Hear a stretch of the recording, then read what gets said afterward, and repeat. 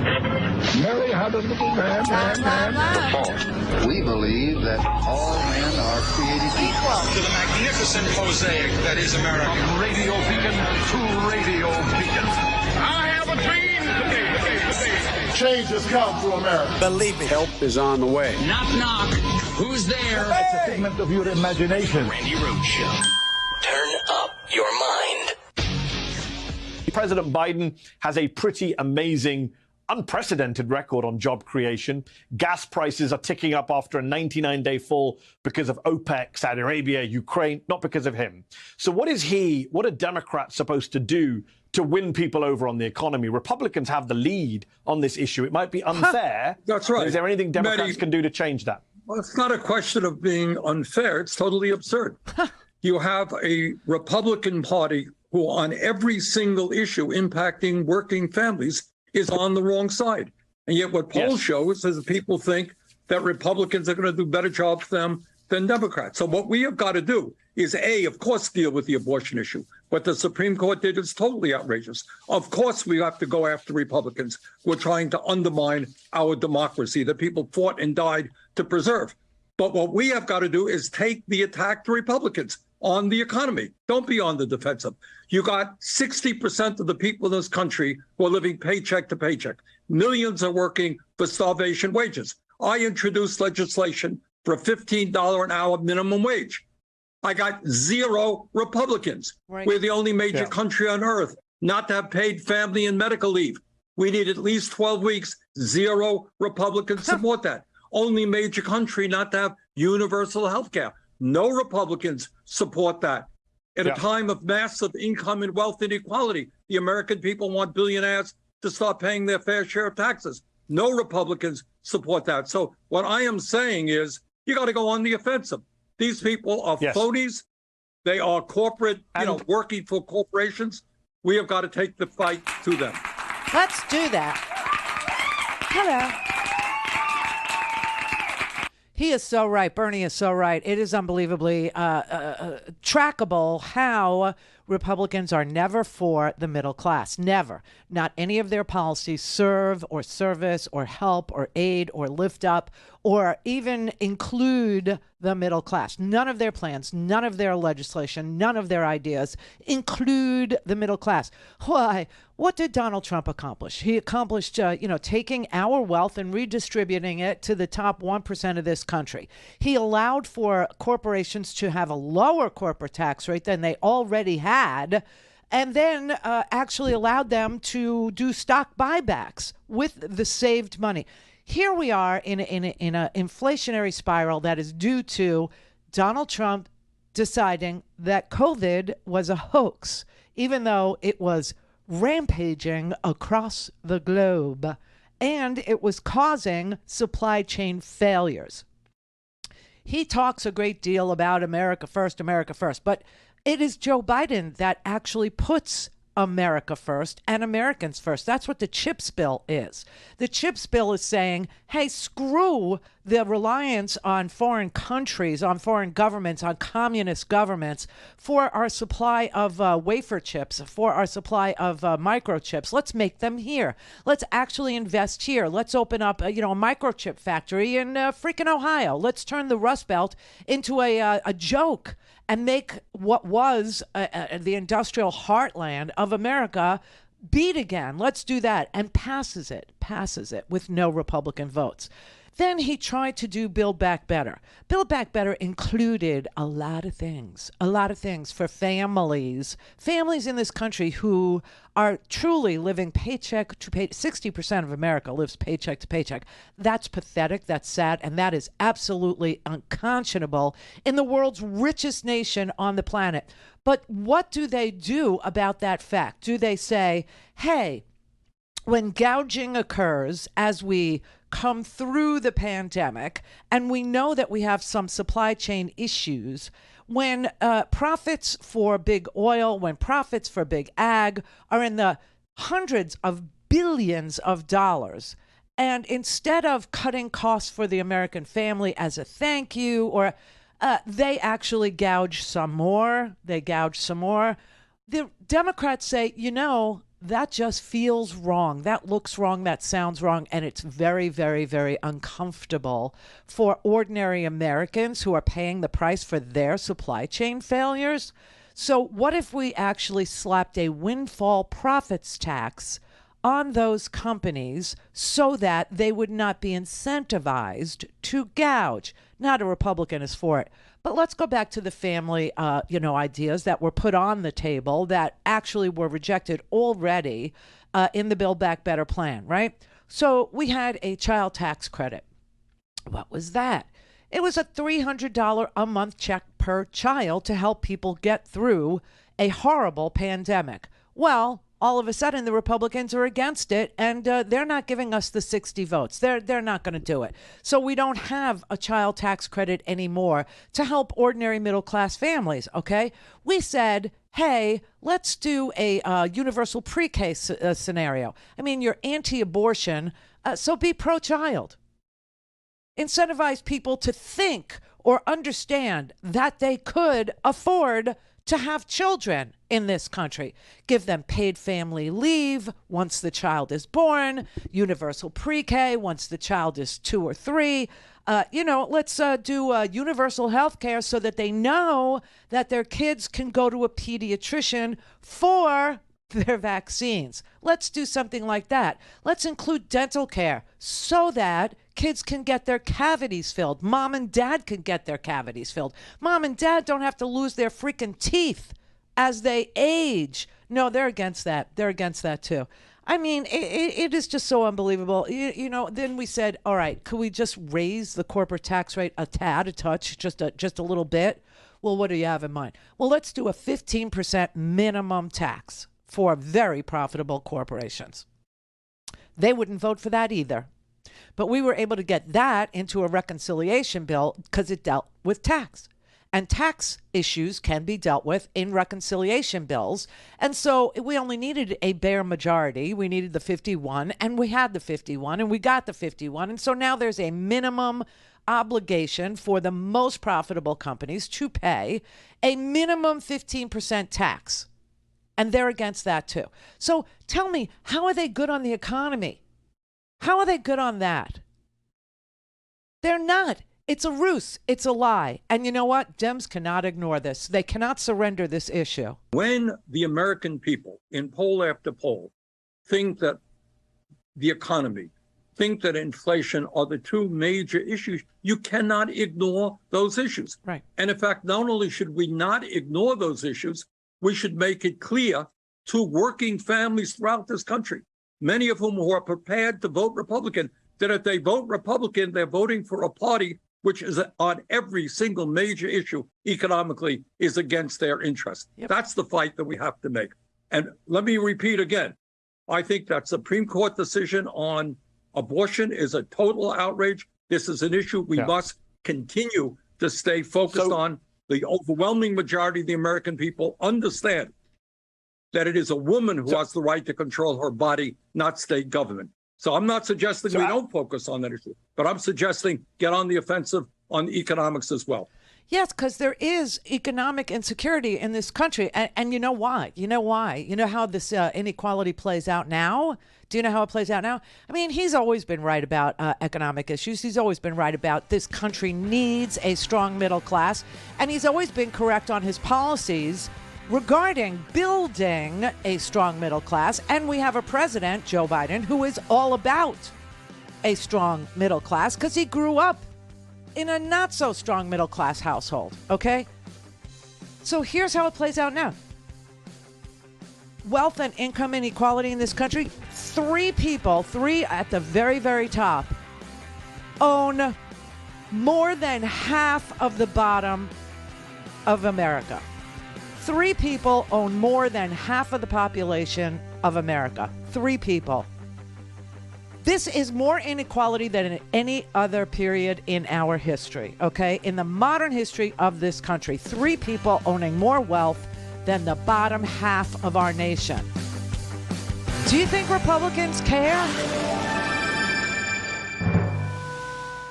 All things Randi at RandiRhodes.com. Go for launch. Speaking truth to power, The Randi Rhodes Show.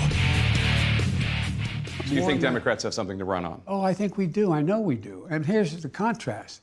We know what's the Republican platform to run on? What are they running on? Huh. What are they for? They want to put Social Security on the chopping block every 5 years, and the other leader comes along and says, no, every year it should be up for grabs. Medicare, Medicaid. I mean, these aren't negotiable items in terms of whether they're going to continue them or not. The first thing they said they're going to do is get rid of the Inflation Reduction Act. And so what's that do? They're going to raise drug prices, raise medical costs again, be sure that we're going to no longer be able to have the ability to have tax credits for weatherizing your home, saving money. I mean, I don't know what they're for. Yeah, what are you for? That's the question today, right? What are you for? Because whatever you're for, I promise you, the Republican Party doesn't give a damn. They don't give a damn. They don't care that 60% of Americans work paycheck to paycheck. They're not willing to raise the minimum wage to $15 an hour. They're not willing to do anything on child care. They're not willing to do anything on health care except repeal Obamacare and replace it with something. How many years later? They have no plan.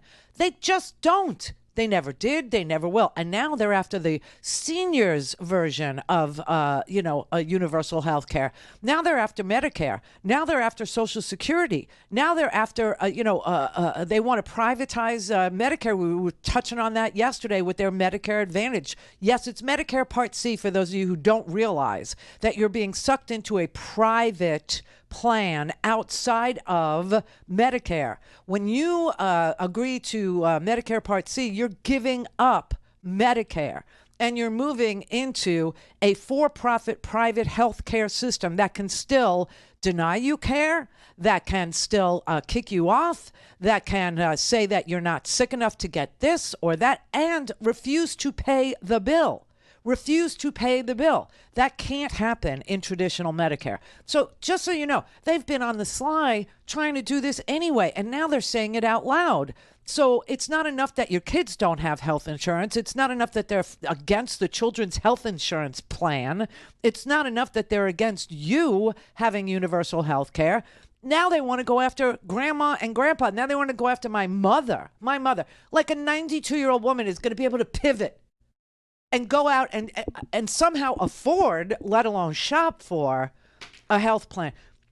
They couldn't care less. They're not interested in affordable housing. They're not interested in health care. They're not interested in college affordability. They're not interested in pre-K. They're not interested in anything except culture wars. They are obsessed with Scooby-Doo and whether or not hobbits in Middle Earth in Fantasyland should be dark-skinned or light-skinned in Middle Earth, and that you say Merry Christmas. These are the things that keep them up at night. Meanwhile, we're over here seriously trying to figure out how to help middle-class families be more than they are right now. More in numbers, more in security, more in affordability, and more in opportunity. Republicans couldn't give a damn about it. And they're out there screaming about the economy, the economy, the economy. That what are they for? I know what I'm for. I know what you're probably for, because most Americans agree that a windfall profits tax in a time of gouging is a good thing. Most Americans agree that pre-K is a good thing. Most Americans agree that college should be affordable. And most Americans understand that $59 billion in profits for the oil and gas sector, $59 billion in profits during the second quarter, not for the year, one quarter for a 4-month period, okay? No, a 3-month period. It's even less. $59 billion during the second quarter of this year alone is $59 billion. That a windfall profits tax might help us at the pump. It might help us at the pump. Now, for the total profit year, okay, so figure $60 billion a quarter, they have taken, of the $240 billion in profits, they have taken $88 billion of that and purchased their own stocks. Stock buybacks. That's what they're using their money for.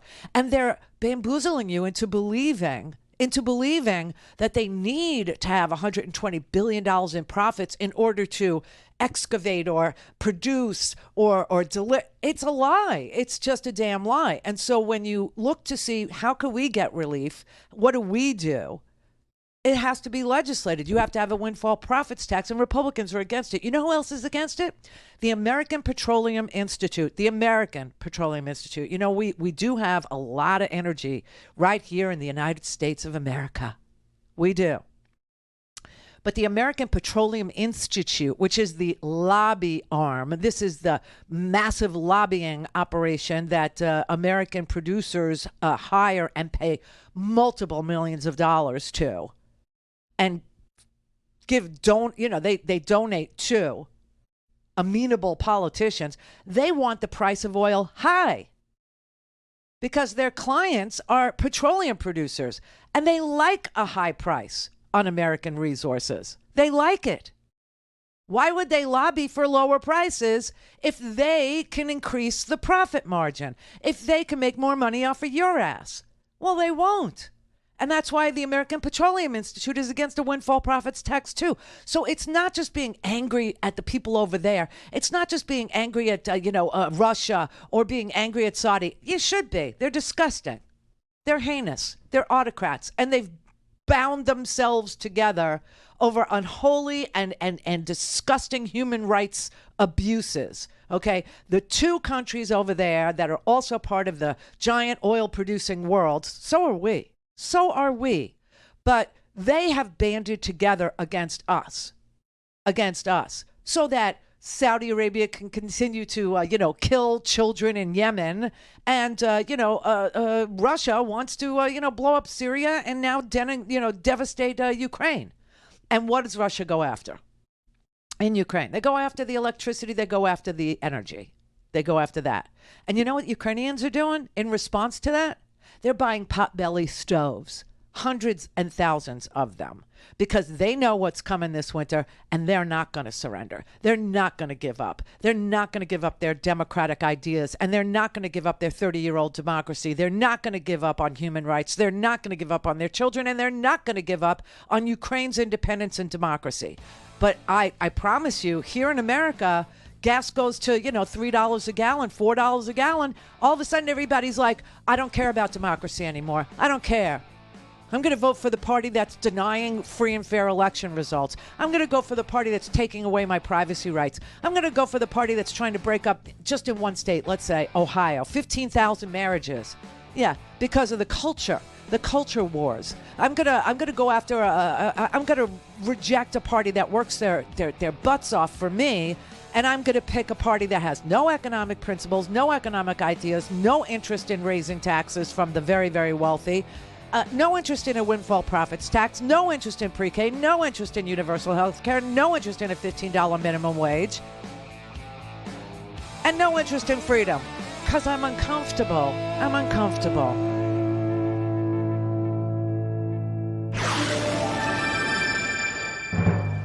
Call in, connect. To speak to Randi, call 561-270-3844. 561-270-3844. Let's compare and contrast, okay? Not just on the economy, but on their stupid culture wars, okay? Here's Herschel Walker being interviewed on ABC News, denying, just lying to your face, about a woman who has receipts. She's got a receipt from an abortion clinic. She's got a check from him for $700 after the abortion. She's got, emails and text messages to him saying, I know you want me to have an abortion, but I just can't afford this. Can you help me pay for it? And she has the abortion, and he sends her a get well card. Happy Abortion Day? I mean, what does it actually say in there? I don't know. Saying a flat-out denial to any knowledge of an abortion, or is it flat possible out denial, it happened and you don't flat remember? out denial, lie. And what's sad about it, he had, a receipt and had a check and had all that. He hadn't shown anything. He hadn't shown me saying something about an abortion, and that's what's terrible. That's what's terrible. Well, I got news for you. The press, the Daily Beast, and others who have gone with this story have seen the receipts. And I've seen some of them too, and so have you on the TV. So why is he saying don't believe your own damn eyes? Don't believe the fact that there was a $700 check, which you've seen. Don't believe the fact that there was a get well card, which you've seen. It's mind blowing. This is who they are. Contrast that with what Fox News is peddling to you as evidence that Joe Biden is a terrible, terrible dad. Okay, Herschel Walker's son, I'm not even going to play it again, but you know, Christian Walker, who is a conservative kid, okay, he's a very conservative kid. He actually is a conservative influencer, okay? He has TikTok channels and Instagram channels where he does nothing but try to talk people into being conservative. He tries to tell you you'll be better off if you go with the conservative values. Meanwhile, he's been a victim of conservatism his entire life. Conservatism, which allows you to claim family values as you walk away from 4 different families. Okay, you know that. You know his own son is saying his dad is lying. You know his own son is saying he has 4 babies by 4 different women and he's been present for none of their lives. Contrast that with Joe Biden. Joe Biden had a phone call back in 2018. He left a voicemail on Hunter Biden's message machine, okay? Don't ask me how, but Fox News got hold of it and decided to play it and use it as some sort of proof of some damn thing that's bad about Joe Biden. But here's Joe Biden telling his son, who is at this moment, that was 2018, the moment I'm talking about, who was battling drug addiction, which almost every single person listening to me now either has somebody or knows somebody or is doing it themselves, battling addiction right now. And Joe Biden calls to tell Hunter, I know that you don't know what to do. I don't know what to do, but just know this. I love you. Whatever you need, we should get it for you. I don't know what that is, but I just want you to know I love you. It's Dad. I called to tell you I love you. I love you more than the whole world, pal. I gotta get some help. I don't know what to do. I know you don't either, but I'm here no matter what you need. No matter what you need, I love you. That sucks. Unconditional love from a father. That just sucks. I mean, when you get in trouble as a child, or when you get in trouble as a brother, or when you get in trouble as a wife or a husband, you know, the thing to do in Republican land is walk away. The thing to do in Republican land is put down that person, is to shame that person, is to humiliate that person, is to walk away, to absolutely stop loving them, stop caring for them, stop being a parent. How dare he be empathetic and functional as a parent? How dare you be a father? Herschel Walker has no idea what being a father is. Herschel Walker has no clue. He's got lots of kids, but he has no idea what being a father is. But they want to fight this on a culture war. They want to fight this because M&Ms are wearing the same boots that Ron Death Sentence wore to, the west coast of Florida after Hurricane Ian. Yeah, they want to say M&Ms are just, they're too sexualized. They're too sexualized. They want to solve problems we don't have with M&Ms. So Joe Biden was asked about Hunter Biden yesterday. He did a sit down with Jake Tapper on CNN. He was asked a lot of things. He was asked about the economy. He was asked about, recession. He was asked about Ukraine. He was asked whether or not Putin is a rational person, whether or not he thinks Putin will launch a nuclear weapon. Of course, he said no, he doesn't think so. But he was also asked about Hunter Biden. And we told you that I read it, you read it, I played it. We told you that the Department of Justice in Delaware, the Department of Justice thinks it may have enough evidence to prosecute Hunter Biden for not paying enough taxes on his income and lying on an application to get a gun, which is probably Herschel Walker's to-do list. Remember, Herschel Walker held a gun to his ex-wife's head, a gun to his own head, and his son says a gun to his family's head. many times, like 6 times they had to move to escape Herschel Walker's violence. Okay.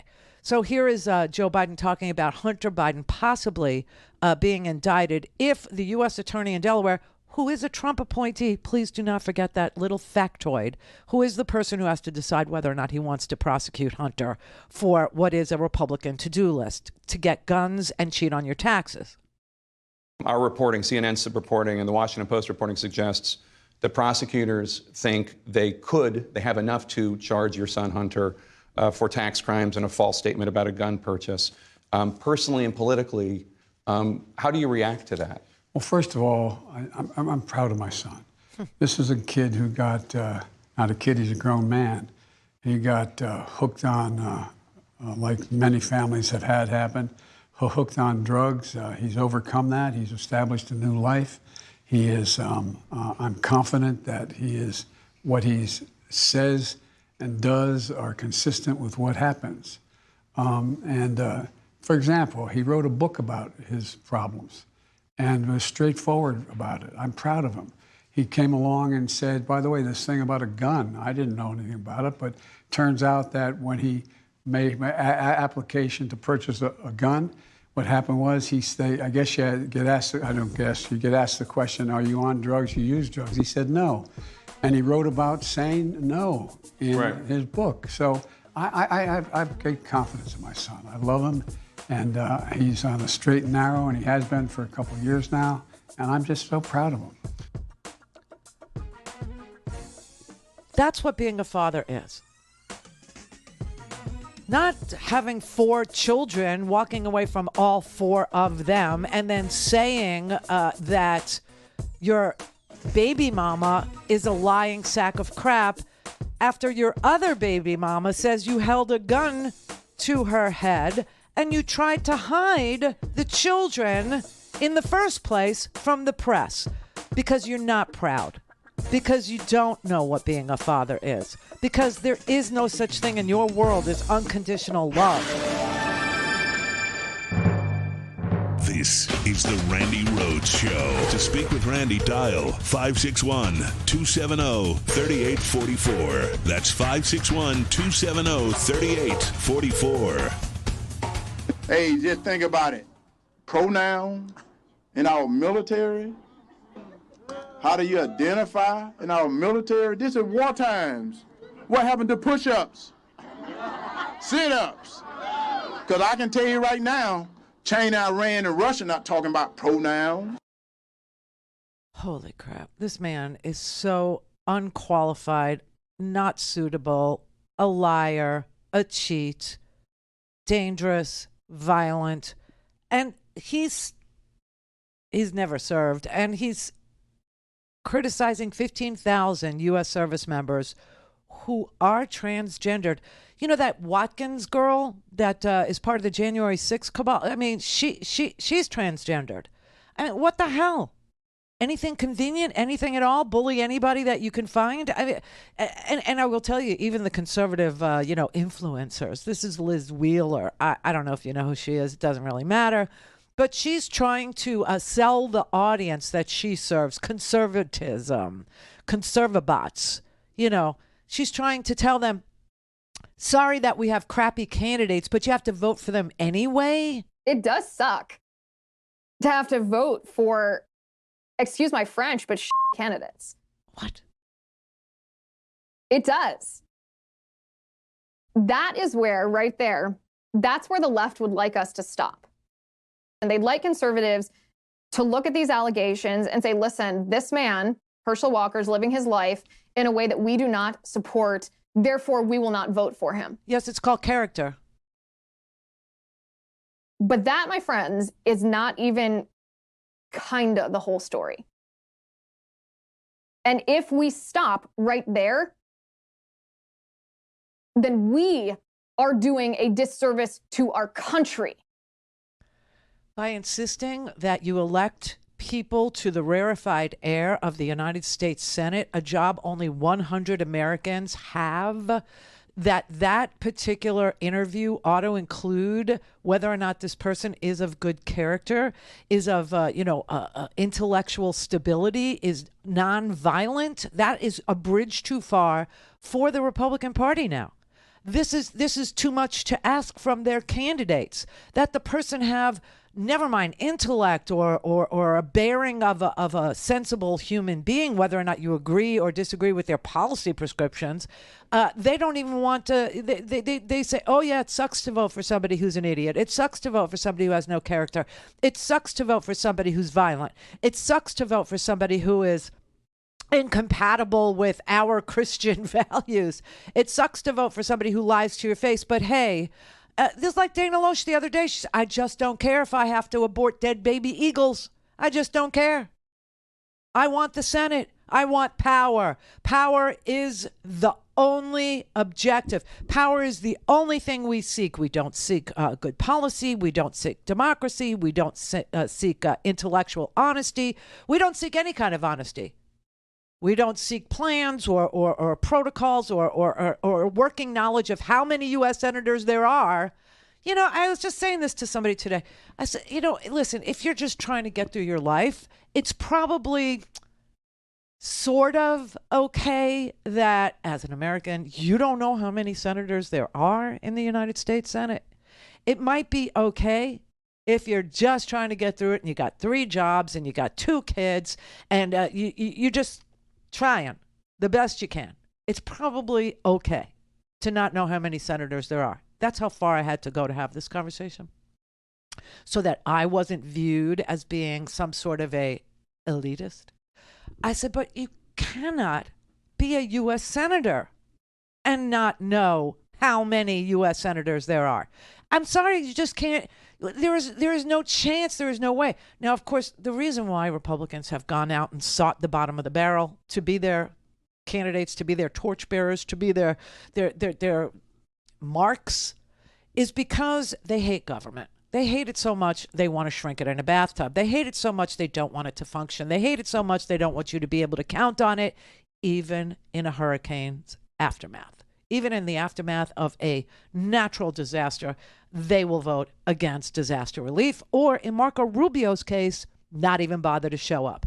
Half of them aren't showing up for their debates because they don't care if they're showing you complete and utter disrespect. They think you're tribal enough to just go along with it. They think tribalism trumps character. They think Republican loyalty to the tribe trumps everything.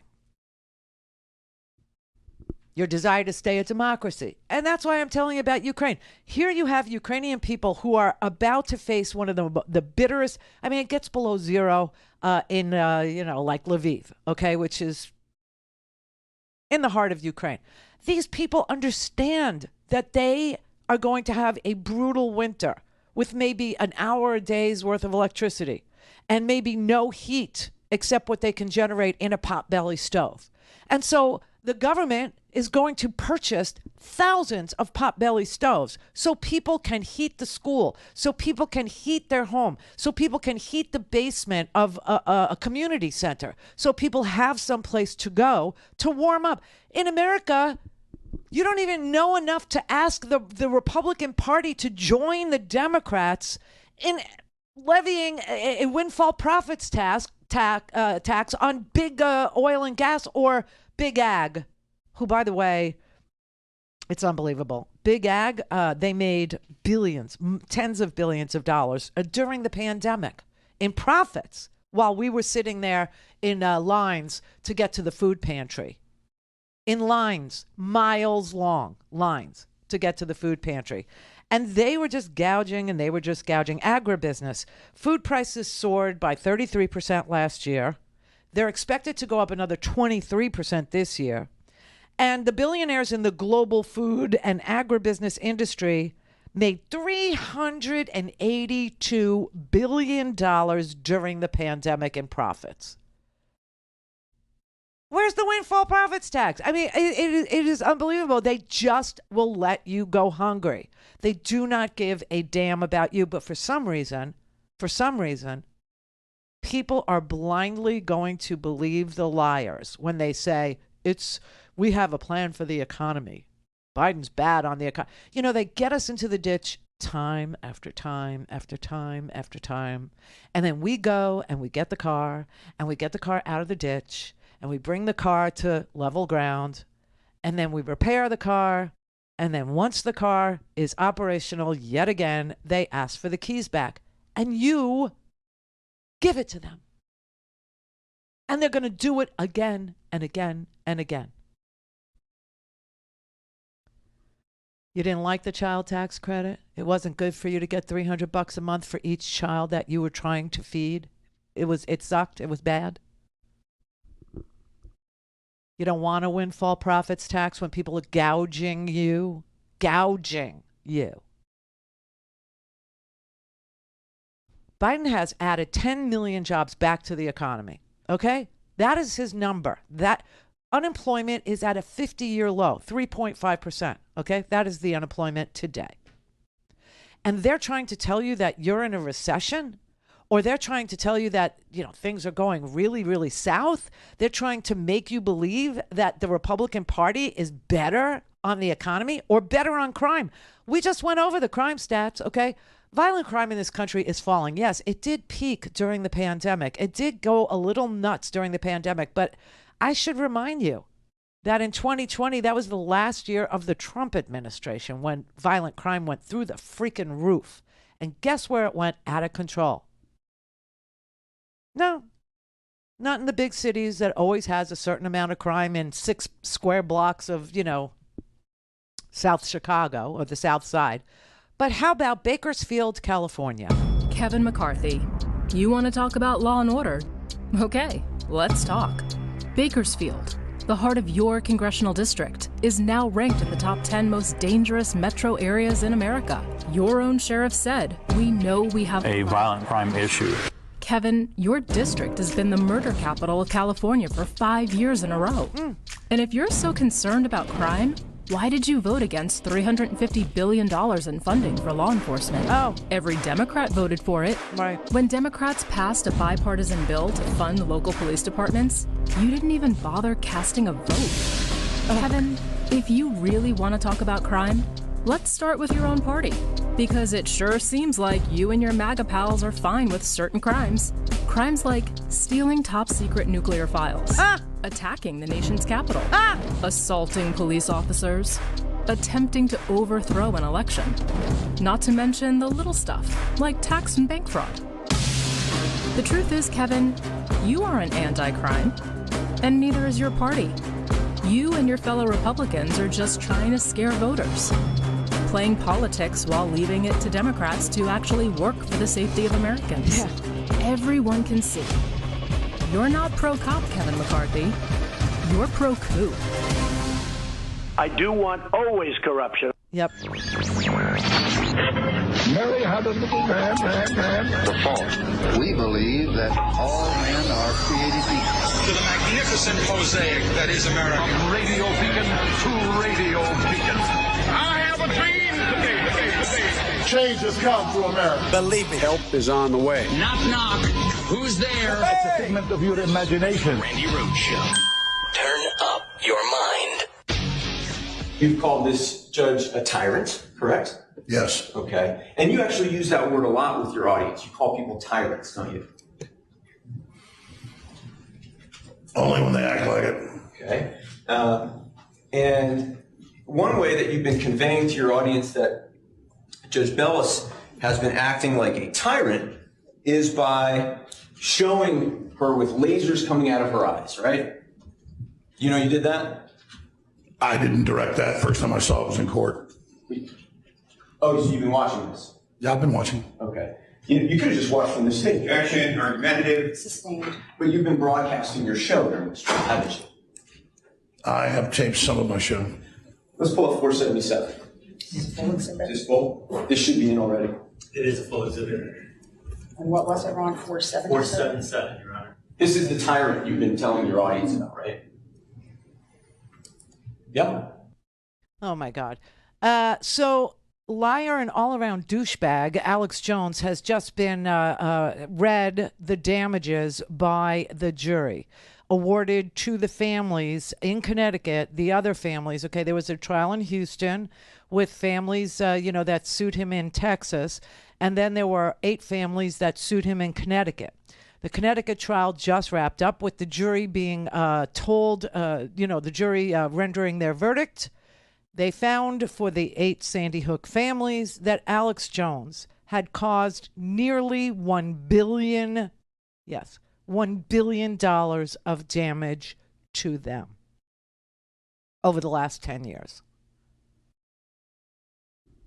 He has to pay $965 million to the families of 8 Sandy Hook shooting victims and an FBI agent who responded to the attack for the suffering that he caused them by spreading lies on his platforms about the 2012 massacre.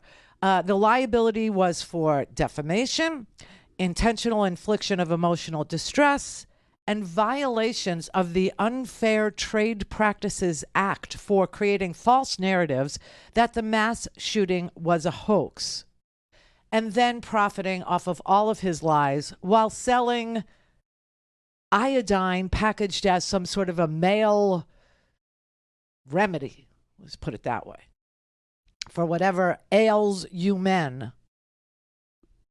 20 kids, 6 educators killed after a gunman entered Sandy Hook, and he decided that this was a great hill to die on, that he would tell his audience that it didn't even happen, that it was a false flag, and that it was done by the left to come and take away your guns. That's what the theory was behind Alex Jones saying Sandy Hook was fake and that those kids didn't really die and everybody involved were crisis actors and that the whole thing was staged in order to get your guns. That is how he made his living.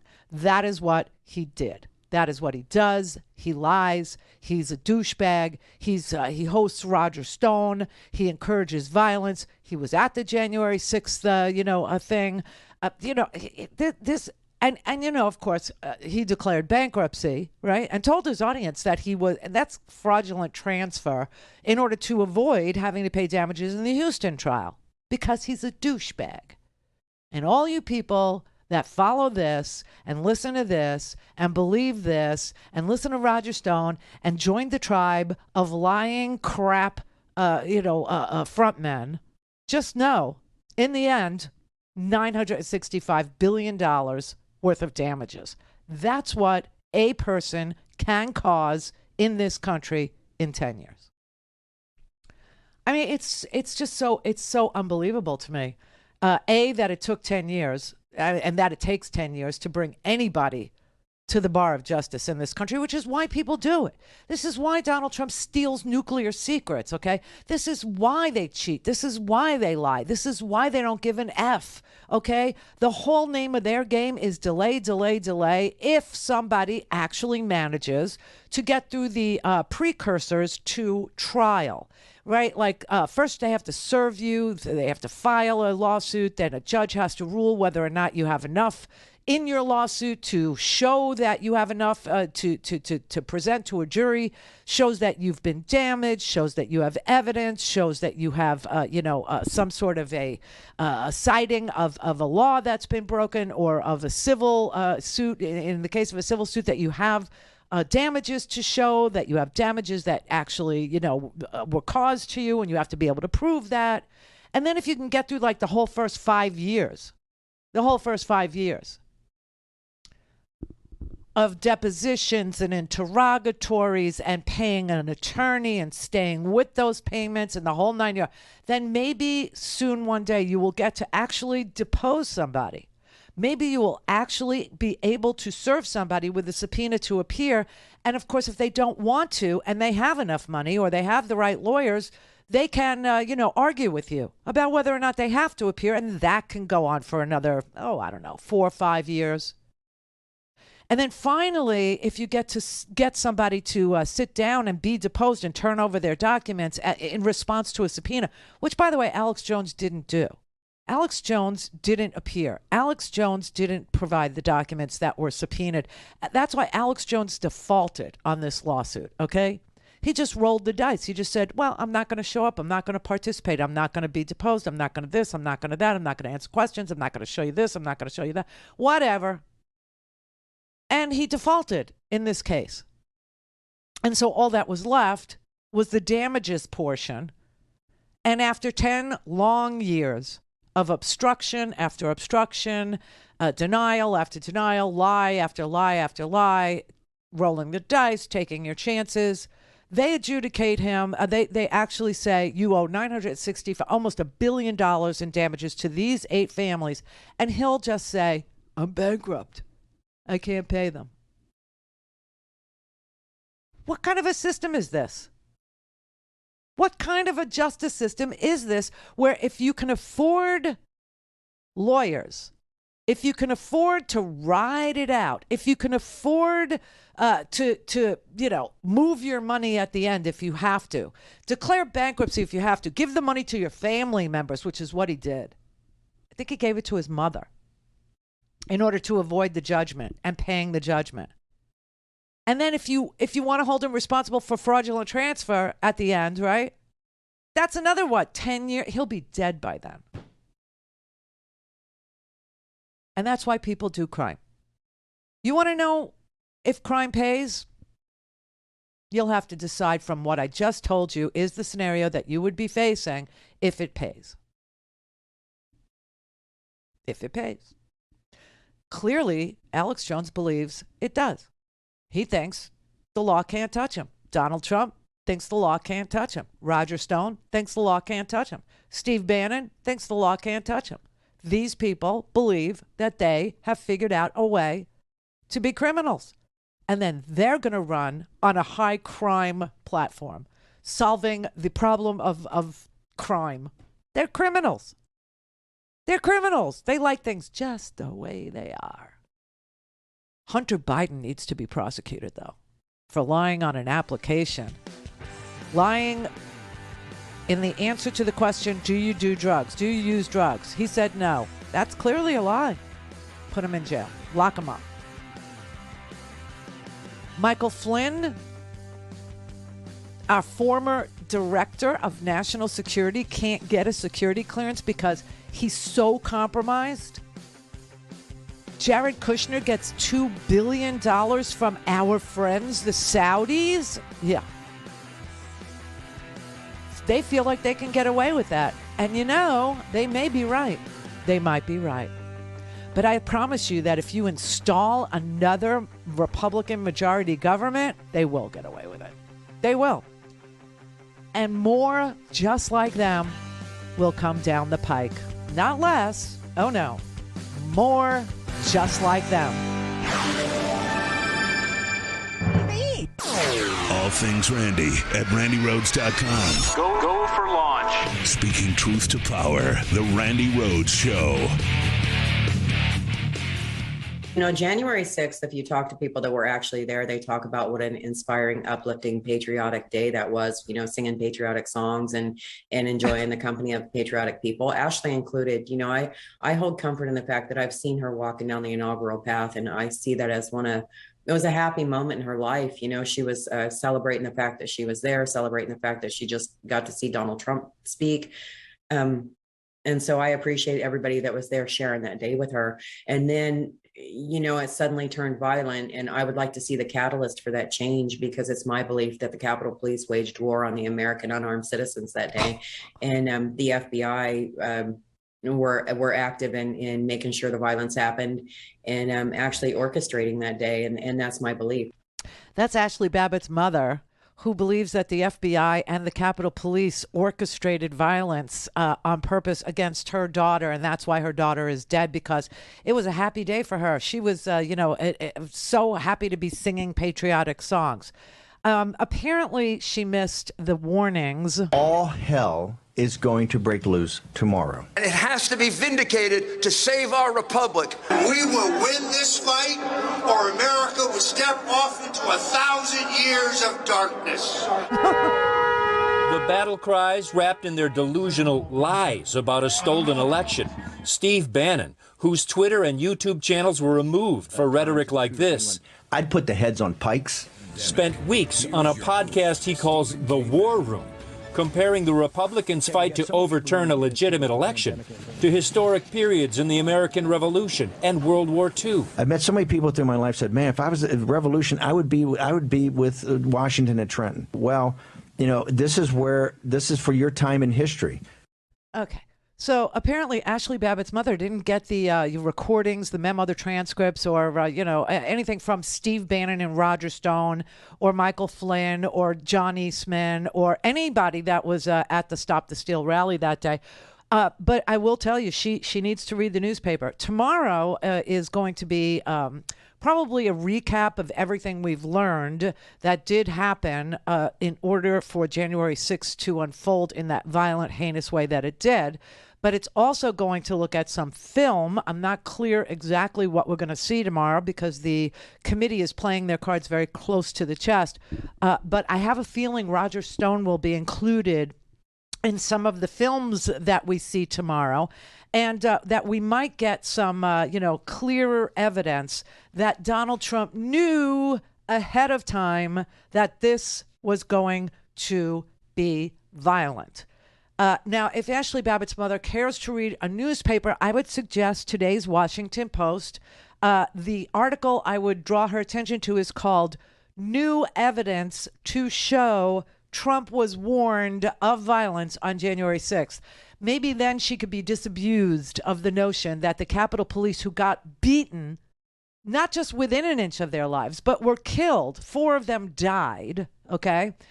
Some through suicide, some through, a stroke, some because they were, sprayed with bear spray and had a stroke. Others, just injured beyond belief, like Michael Fanone, who was tased and had a heart attack. I would suggest that she reads this so that she would know that the Secret Service records show that Donald Trump was repeatedly told that there was brewing violence that day. I would surmise that some of the film we're going to see is going to be part of the recap film that we already saw, which will show people in the trees armed to the teeth. There are new emails for us to see tomorrow. There's new video footage for us to see tomorrow. The internal Secret Service emails seem to corroborate the most startling inside accounts of that day, according to people briefed. Remember Cassidy Hutchinson, when she testified about what she understood, that Trump understood as well. And that was that his supporters were armed. They were ready to shoot. They were ready to die. They were ready to do battle. And that Donald Trump demanded that he be allowed to go up to the Capitol to watch this unfold. The Secret Service, emails and maybe surveillance footage too is going to show that some of the people that were going to attend the Stop the Steal rally decided not to go to the grounds where the Stop the Steal rally was going to be held because they didn't want to go through the magnetometers. They wanted to hang on to their weapons, so they decided not to be closer to the stage than they might have been because they didn't want their weapons confiscated. I think we'll learn that tomorrow. And that Donald Trump knew of the risk and knew of the reality of violence that day, and that he pressed the Secret Service to take him to, the Capitol. I'll be there with you. And, they had already, told him you cannot go there because our job is to keep you outside of violence. And it's violent. It's going to be violent. You know it's violent. And what does Trump do in response? He tweets at that time. He tweets Mike Pence is a coward. He tweets to those people who are all there waiting for word from him that he's going to invoke the Insurrection Act, that they can get all militia-y, that they can use all these weapons, and they could just gun down all of the Capitol Police. They can gun down the D.C. Metro Police, anybody that's there guarding the Capitol. They can just go at it. And he tweets, Mike Pence didn't have the courage. He tweets, Mike Pence didn't do it. So that they will go get violent. Because he did play the central role in fomenting this violence. Now, why Ashley Babbitt's mom can't figure this out, I don't know. Maybe mental illness runs in the family, and in that case, I feel bad that they were residing in this here country because we don't have mental health care that's worth a damn for people that can't pay. But all of this violence was to block the certification of Joe Biden's electors. All of it was to prevent Joe Biden from being the next president of the United States, even though that was the will of 7-8 million more people in this country than the people who wanted Donald Trump to continue. And of course, he decided to watch it on TV and refuse to budge and refuse to help anybody, even after your daughter was shot and killed, which kills me, because she was an Air Force vet. But by 1 o'clock that afternoon, there was hand-to-hand combat between protesters and officers, okay? And tomorrow we're going to find out that a call was made to send reinforcements to help the overwhelmed U.S. Capitol Police, but no help was dispatched. Donald Trump didn't want help dispatched. Donald Trump wanted violence. Donald Trump didn't want to block intersections. Donald Trump didn't want to do anything but go there and watch it. He wanted to set fire to the building and then watch it burn. And it's just like what we said. It's just like what we said on election night, right? You know, months before the transition, right? We said, he's a psycho, and he will say, if I can't have her, meaning America, if I can't have her, nobody can, and he'll burn it down to the ground. And that's exactly what he tried to do. And we'll find out tomorrow whether that's true. All in, connect. To speak to Randi, call 561-270-3844. 561-270-3844. So this here is Wes Moore. He is the nominee to be the next governor of Maryland, and I would put money on the fact that he will be the next governor of Maryland, and he is sick and tired of the Republican Party taking our flag and patriotism and law and order and the economy and crime as being their issues for them that only they can solve. They have no interest in patriotism.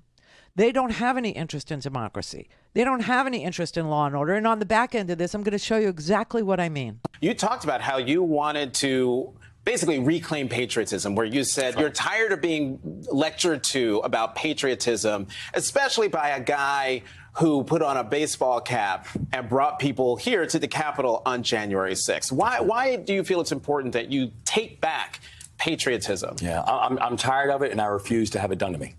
And I think all of us should, and all Democrats should. You know, because I know what's on you know, the ballot right now. It's not just politics and political you know, views. It is patriotism, and loving your country does not mean lying about its history. Defending democracy does not mean trying to destroy it.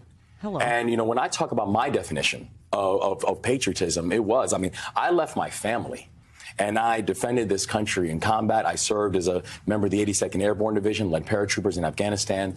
And I am running against somebody who put on a baseball cap and asked people to join him on January 6th while calling the vice president a traitor as people were calling for him to be hung.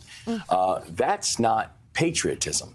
And it is something that's very personal to me, just in terms of my background and my family, where, you know, my grandfather was the first one on my mom's side of the family born in this country, born down in South Carolina. And when he was just a toddler, his father, my great-grandfather, picked up the family and moved in the middle of the night because the Ku Klux Klan ran them out.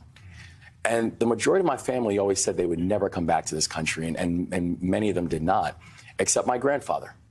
And he came back. He attended an HBCU. He became the first black minister in the history of the Dutch Reformed Church. And this is a man who transitioned and passed away when he was 87 years old with a deep Jamaican accent his entire life and was maybe the most patriotic American I've ever met. So patriotism is not something that I will allow our opponents or any political party to claim. Their idea of patriotism is not real and just, because I've seen patriotism with my own eyes. So they're debating tonight. Wes Moore is debating Dan Cox, who is a traitor to this country and is trying to be the governor of Maryland. And Wes Moore is receiving 22% of the GOP voters. He is going to get their vote, which is fabulously interesting. So let me just show you why they don't own patriotism, why they don't own law and order, why they are not suited to solve the problem of crime in this country. It is clear because they are the criminals. They are the offenders. They are the people who literally mock our justice system. They are the people who packed the court. They are the people who allowed for the Supreme Court to be purchased by Leonard Leo, by Kerry Severino, by groups of religious zealots who have a clear desire to strip away rights from women and others along the way in order to make their version of an autocracy, their version of a theocracy, actually, become a realization, become something tangible, become America. Well, America is never going to be a theocracy.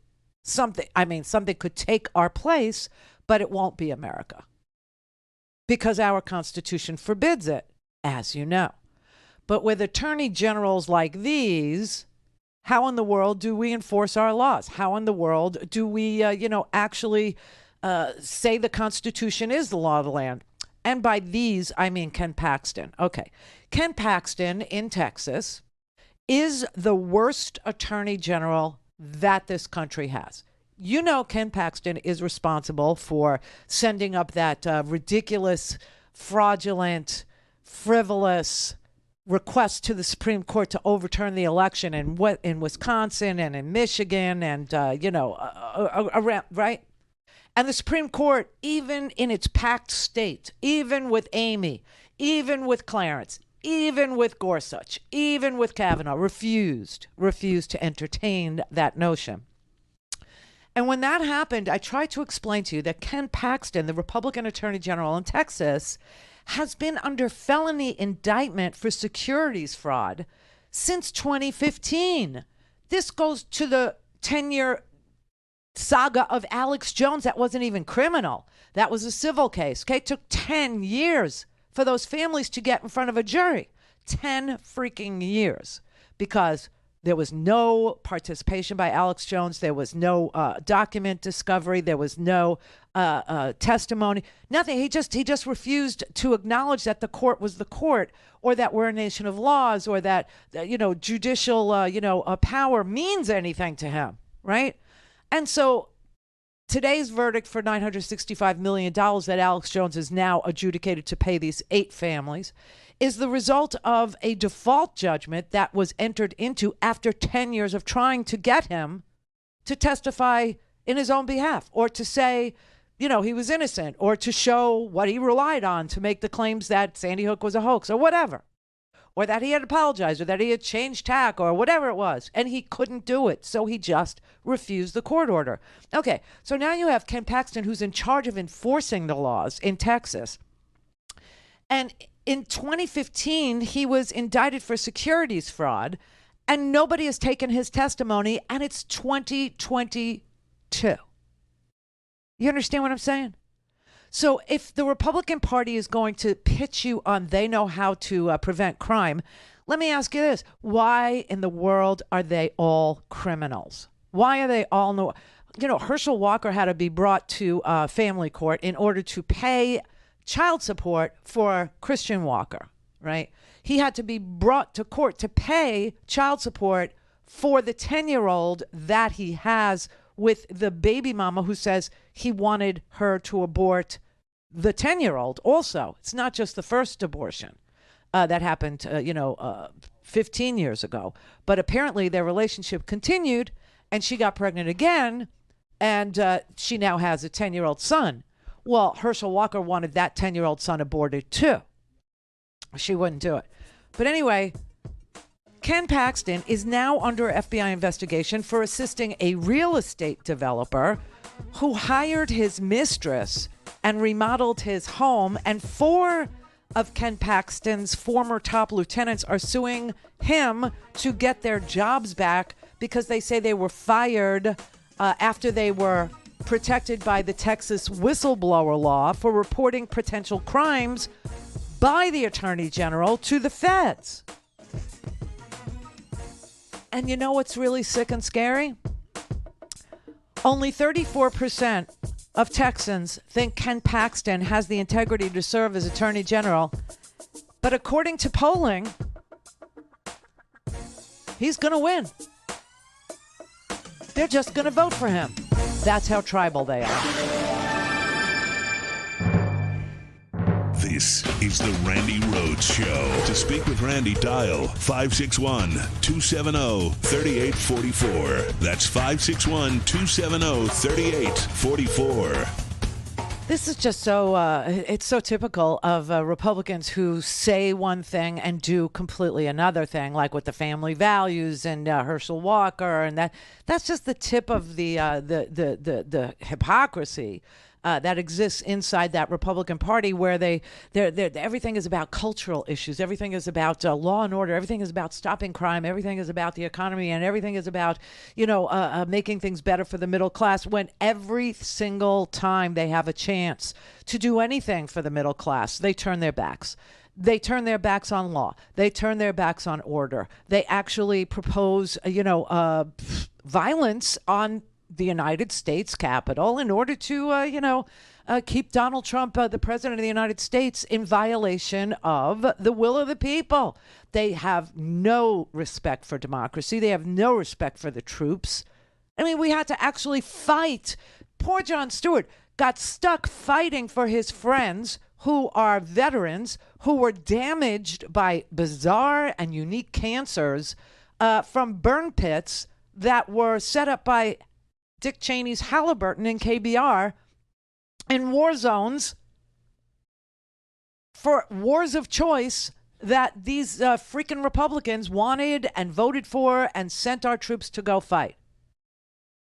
So Ken Paxton is probably going to be reelected next month as the chief law enforcement officer of Texas, a state of 30 million people, while the Texas State Bar, the Texas State Bar Commission for Lawyer Discipline, is seeking court sanctions against him for peddling the big lie, for making false claims of voter fraud in a brief that he sent to the Supreme Court. He filed that frivolous lawsuit with the Supreme Court, seeking to throw out your votes in Pennsylvania, in Georgia, in Michigan, and in Wisconsin.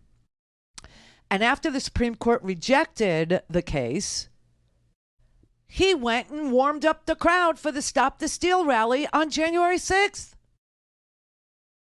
34% of Texans don't think he has the integrity to be the Attorney General of Texas, but they're going to vote for him anyway.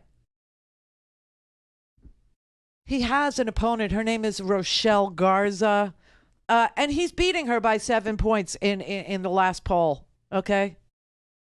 It's really sick. This is the guy that actually started the vigilantism against women in Texas. And when somebody tried to serve him with a subpoena in a case where they were seeking to clarify whether abortion rights groups would be liable for helping women cross state lines, he ran away from the server. He ran away from the being served. Literally ran away. Left skid marks, okay? A federal judge has just ordered him to testify in that lawsuit.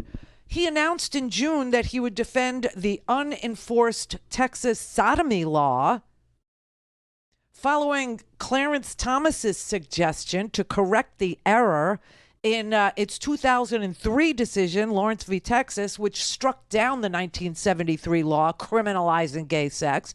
And then this fixation on cultural issues apparently distract him so much that he can't do the core responsibilities that his job includes. This really ought to just, I don't know, it should get to you, but I don't know if it will, Texas. The Associated Press reports that Ken Paxton's office dropped a series of human trafficking and child sexual assault cases after losing track of one of the victims.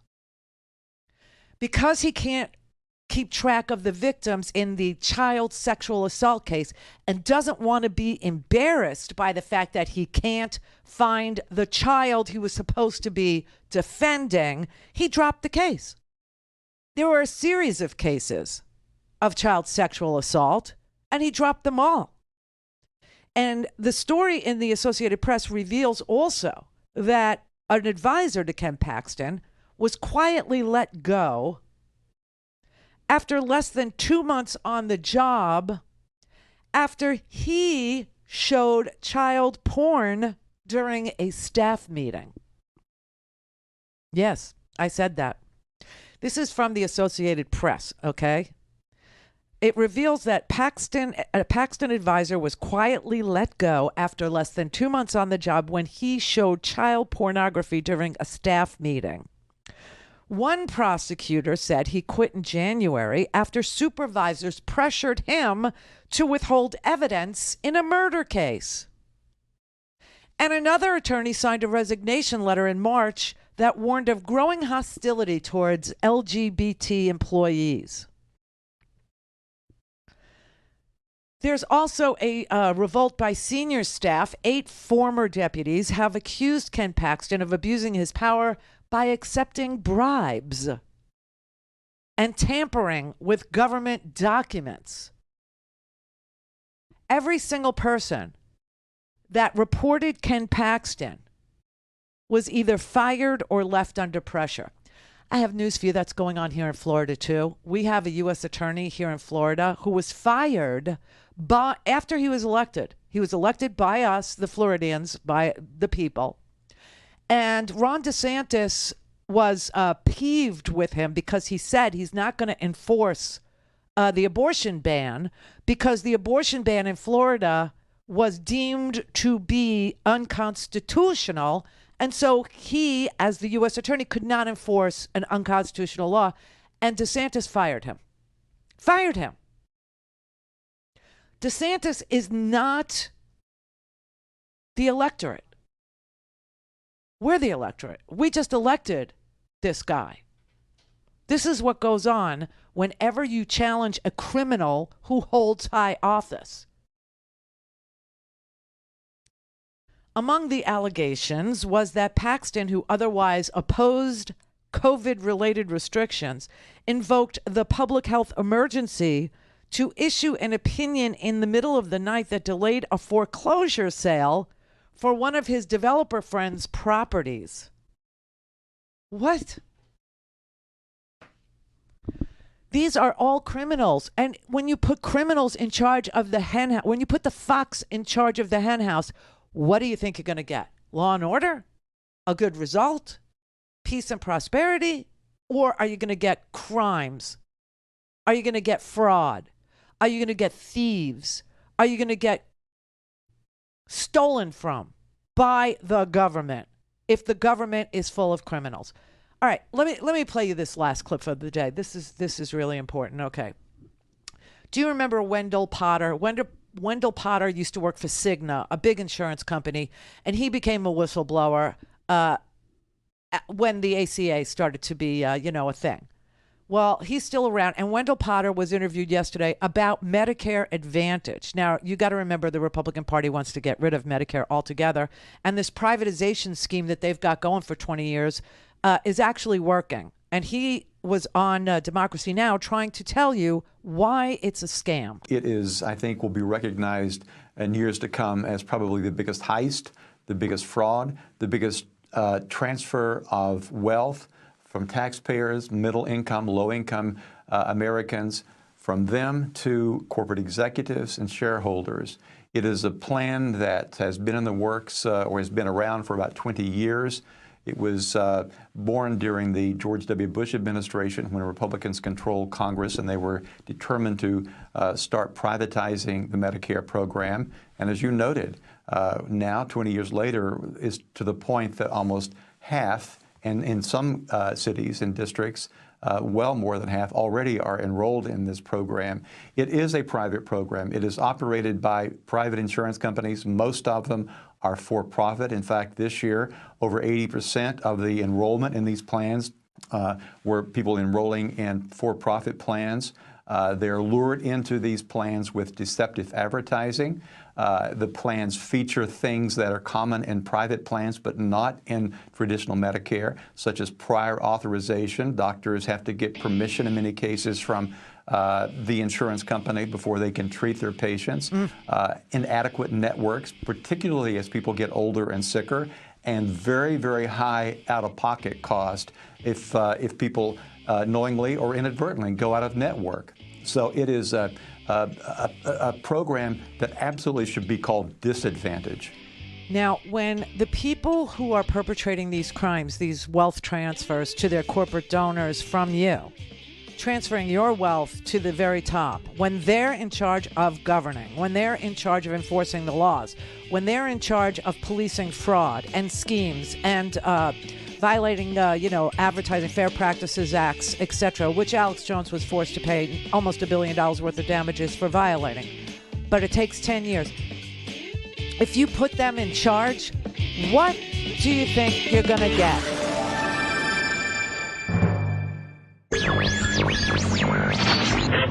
Mary had a little lamb. We believe that all men are created equal. To the magnificent mosaic that is America. From radio beacon to radio beacon. I have a dream today. Change has come to America. Believe me, help is on the way. Knock, knock. Who's there? It's a figment of your imagination. Randi Rhodes Show. Turn up your mind. One thing I have not done, I've never pretended to be a police officer, and I've never threatened a shootout with the police. Well, and now I have to respond to that. We are moving on, I gentlemen. have to respond to that. And you know what's so funny? I am with many police officers, and at the same time, Mr. Walker, Mr. Walker, excuse me, Mr. Walker. When please, he said a problem out of with respect, the truth I need to let you know, Mr. Yes. Walker, you are very well aware of the rules tonight. Yes. And you have a prop. Yes. That is not allowed, sir. Yes. I ask you to put that prop away. Well, it's not a prop. This is real. And he said, I have a problem. I never worked with law enforcement. It is considered a prop, Mr. Walker. Yes. Excuse me, sir. Yes. You're very well aware of the rules, aren't you? Well, Aren't you aware of the he rules? brought up the truth. Let's talk about the truth. Thank you for putting that Yes. prop away. I mean, this debate, did you see it? I don't know. It was Friday night. I get it. I'm one of those dweeby, kind of weirdos that watch politics on a Friday night. And I mean, this Herschel Walker Warnock debate, this was not a debate. This was like watching Chris Christie audition for, the Bolshoi Ballet. It's just so wrong. It's just so wrong. It's like one of these things is not like the other. One of these things does not fit. He is not ready for this job. That is just the truth. It was like watching a car wreck. But you can't stop watching. It's unbelievable. It wasn't a debate as much as it was a warning to you, Georgia. Warning. You're going to get exactly what you vote for. And I know that there are people in Georgia that are saying, I don't care who the person is who's going to be one of 100 people on the entire globe who now can call themselves a United States Senator. I don't care who that person is. I just want a rubber stamp for whatever. Strong and wrong. That's my thing. That's who I am. That's what I want. Are you kidding me? Are you freaking... Don't you ever say America is all about, stand-up guys or upright guys or moral guys, or don't you ever complain ever again about being lied to by a politician if that is how you're going to cast your ballot. This year's crop of Republicans is so stinky, it makes cauliflower smell delicious, like perfume, like you dab it. This is so counterintuitive to what this job is. This man here, the English language was so butchered on that stage that I felt like taking a number for the deli line. I just, the way he just can't make a sentence, and the lying and the disingenuous and screaming and I'm transparent. I am the most transparent person. I am the, I mean, it's like, oh my God, his comments on insulin. Did you hear his comments on it? Listen, Democrats passed a piece of legislation that is very meaningful for people who would like to see the cost of prescription drugs come down. A result from all this contretemps. People who would like to see some sort of result from all of this staying engaged in political, crazy, are actually celebrating the Inflation Reduction Act because it actually is going to lower the cost of insulin from $1,000 a month to $35 for people on Medicare. And Herschel Walker was asked about this result, and his answer was, it was barbaric to the English language. We passed the Inflation Reduction Act, which had two of my provisions. One, caps the cost of prescription drugs for seniors so they don't have to choose between buying medicine and buying groceries. And one caps the cost of insulin. He said he would not have voted for the Inflation Reduction Act, and I think he should tell the people of Georgia why he thinks they should have expensive insulin and why the pharmaceutical companies should be able to charge us whatever they like. Well, first of all, may I respond? I believe in reducing insulin, but at the same time, you got to eat right, because he may not know, and I know many people that's on insulin, and unless you have eating right, insulin is doing you no good. So you have to get food prices down, and you got to get gas down so they can go get insulin. And you continue to pat yourself on the back, but right now, families are starving. Right now, families are hurting, and they're hurting because of the bills and the laws you're passing right now. Unless you have an eating, okay, so type 1 diabetes. Does everybody understand there are two types of diabetes? It's a very unfortunate illness. There are two types. Type 1 means your body does not make insulin. No matter what you eat, your body's not going to make insulin. That's insulin-dependent type 1 diabetes. Unless you have eating right, insulin's going to do nothing for you. I mean, honestly, why didn't he just whip out a stethoscope at that point and say, I'm a doctor too? I mean, go all the way into your alternative universe or whatever goes on in that man's brain that makes him declare that he's Herschel Walker, a Texas Ranger, or whatever the hell that was about with the freaking badge. That's a badge that goes in a trophy case. You can't see, but over here on this wall, I have some odd awards, I guess. I got a platinum record over there. I got my honorary law degree there. I also have a Kentucky colonel. I am an honorary Kentucky colonel. Doesn't mean that I can give orders in the military, okay? It's just something that, businessmen and celebrities, for doing some PR or for, that they get a little thank. That's what that stupid badge is. And he won't let it go. He won't let it go. But before we move on, I just have to show you, this was the height of ignorance. This was absolutely the most dumb of the dumbass things I've ever heard anybody ever say in a debate.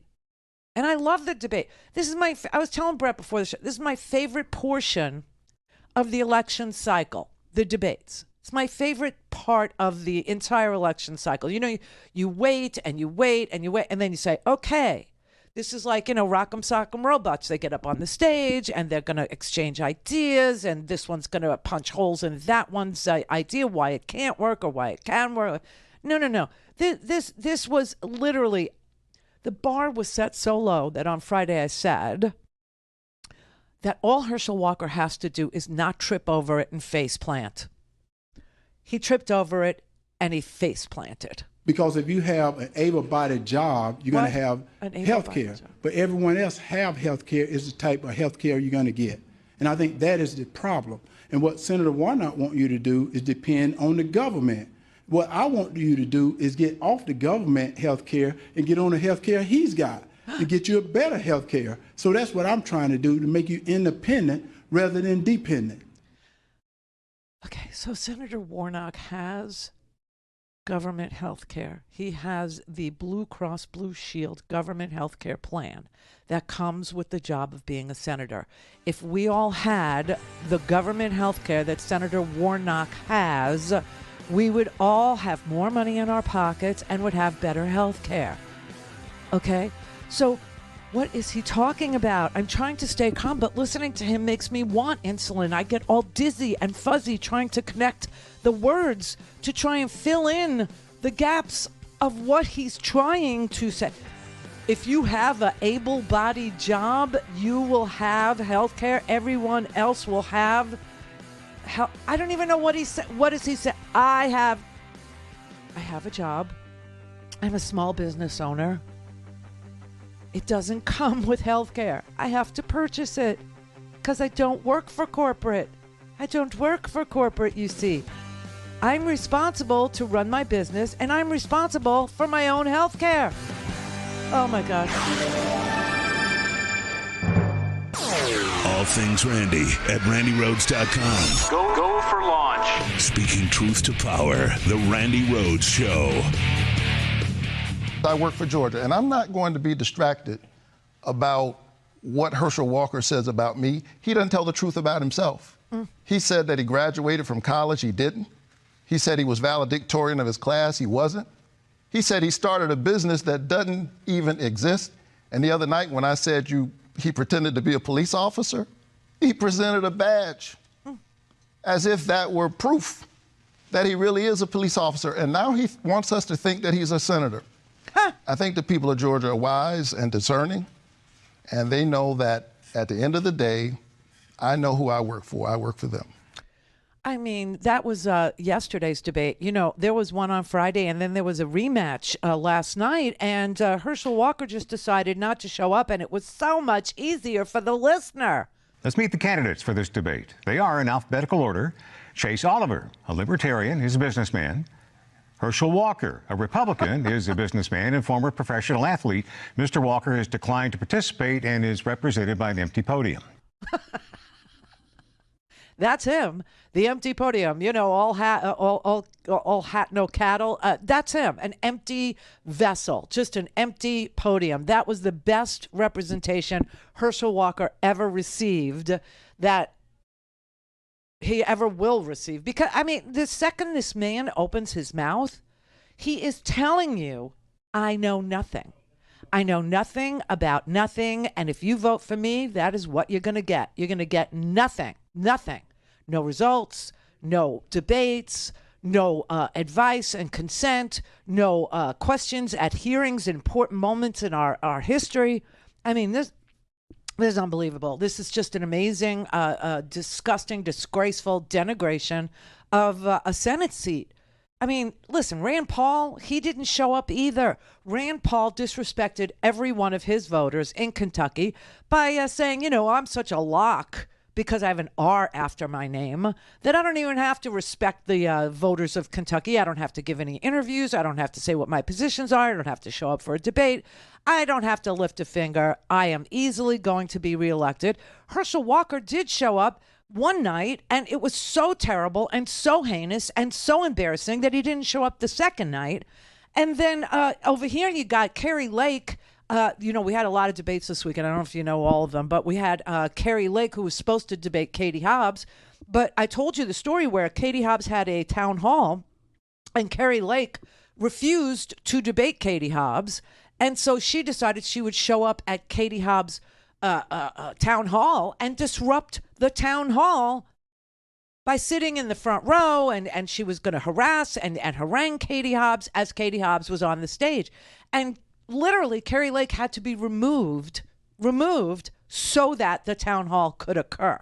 I mean, this is the position we're in as Americans, where a minority of aggressive people who, you know, Bill Clinton coined this phrase, not me, but Bill Clinton was understanding what Newt Gingrich's whole strategy was. to become Speaker of the House. So Newt Gingrich obviously was having an affair on his wife, left his wife who had cancer on her cancer bed so that he could gallivant and, have affairs and blah, blah, blah. But he pointed a finger at Bill Clinton and said Bill Clinton was having an affair while Newt Gingrich was having an affair. And Bill Clinton said, the thing about them is they like to be strong and wrong. And Newt Gingrich, he put out that contract on America. None of the things in that contract, by the way, ever came to pass. Term limits on House members, term limits on Senate. None of it ever happens, right? But, Clinton said, this is who they are. This is what they like. They like to be strong and wrong. Aggression actually sells to a minority of this country, but the country is so blocked off. Like you have your red states, you have your blue state, that literally Wyoming has 2 senators with, less than 1 million in the whole state. Georgia has about 4 million voters in the whole state. California's got 40 million voters. New York City alone has 8-9 million voters, and we all get 2 senators. It's unbelievable. And because of this, because voting in a red state requires so few people to agree that you're worthy to hold office, any office, aggression is marketable there. That's all you have to do is show up and be strong and wrong, and people will vote for you. That is sick, that is twisted, and that is why America is in the situation that it's in. That is why we are in such a jam. And yes, we're in a jam. We're in a jam because there's so few of them left that they will have to cheat, which brings me to Kari Lake's little offering, okay? Kari Lake so you couldn't get Katie Hobbs and Kari Lake to debate each other because Katie Hobbs understands that Kari Lake does the same little routine over and over again.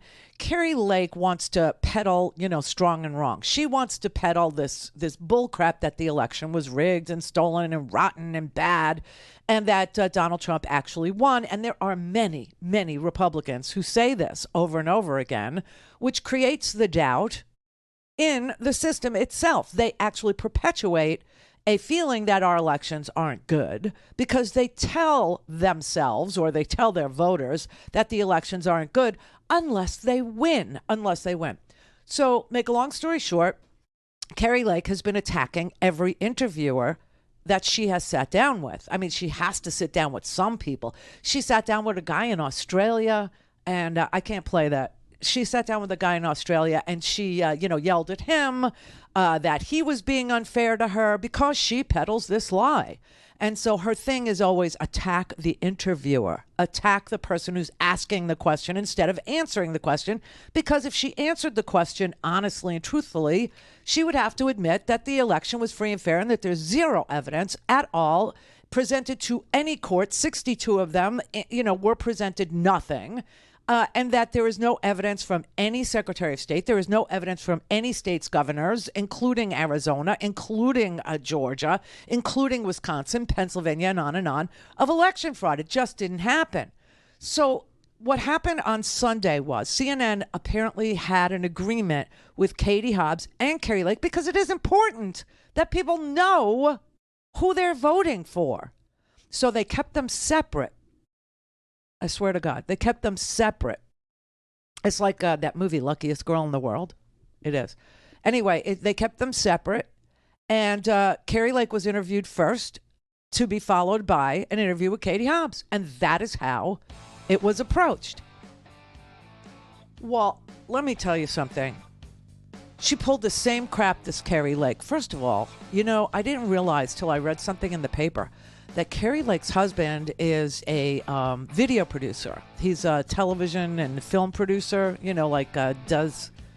has his own production company. Like my first husband, it's my only husband, Jimmy. Jimmy used to follow me around with a camera all the time, which is how we made that movie. Randi Rhodes Goddess of the Nighttime, Volume 1, as if there was going to be a Volume 2. Well, Kari Lake's husband does that too. She's always mic'd. She always has a little lavalier mic on. And he follows her around. And apparently he has the really good filters. And when you see her, she looks all like somebody smeared Vaseline on the lens. You know what I mean? The whole thing is a production. Everything about her is unreal. Speak to Randi. Call 561-270-3844.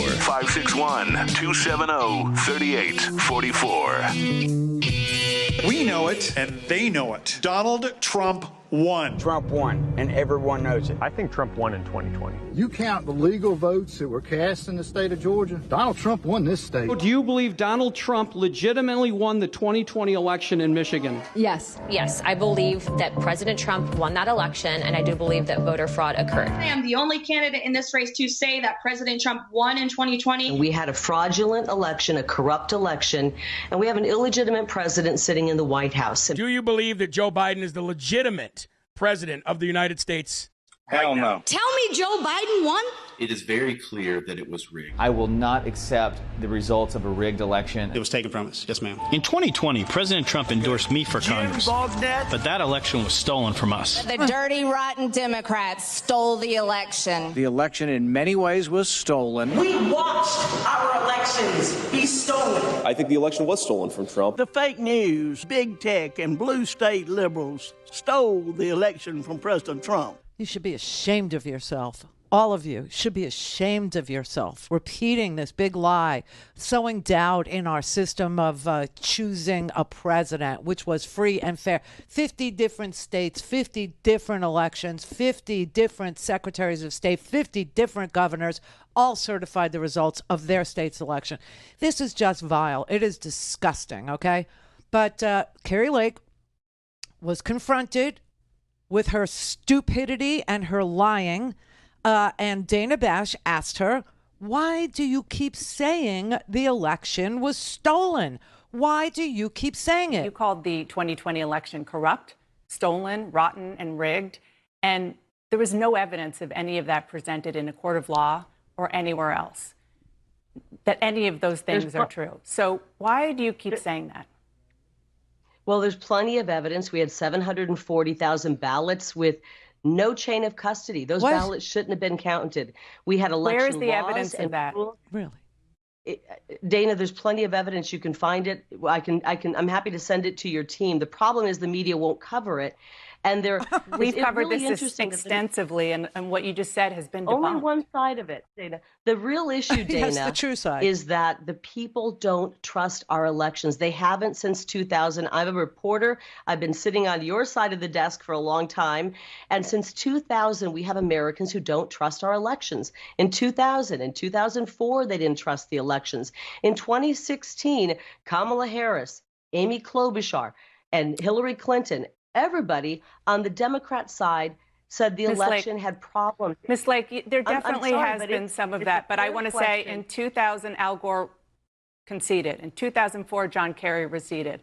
In 2016, Hillary Clinton conceded. And we didn't see that in 2020. That's the difference. And so the question is, are you undermining faith in elections by saying that the 2020 election was stolen when there's absolutely no evidence to support that? Dana, in 2018, Stacey Abrams never conceded. She still hasn't. I don't hear CNN calling her an election denier. We have the right, and it's protected with our First Amendment, to question our government and to question elections. No question about that. We still have the First Amendment. Yep. We still have the First Amendment. And when you start seeing the media cancel people for questioning their government, then that's when we have a problem. I totally agree about the First Amendment. You and I are benefiting from the First Amendment as we speak. Do you see how filtered Kari Lake is? Do you see how soft that shot is? That's really quite good videography. That's really something. But the content of what she's saying is so bizarre. It is so wrong. It is so ugly. It is so dangerous. And she's saying, well, I have a First Amendment right to say the election was stolen and corrupt. I have a First Amendment right to sow doubt in our processes, in our democracy itself. You know what's so interesting about these autocratic dictator types? They don't believe in the First Amendment. Look at Ron DeSantis here in Florida. Ron DeSantis doesn't believe in the First Amendment. He has retaliated, punished Walt Disney World for objecting to his Don't Say Gay bill. He is a book banner. He locks the media out of his campaign events. He has put up a system for suing teachers who discuss race in a way he doesn't approve of.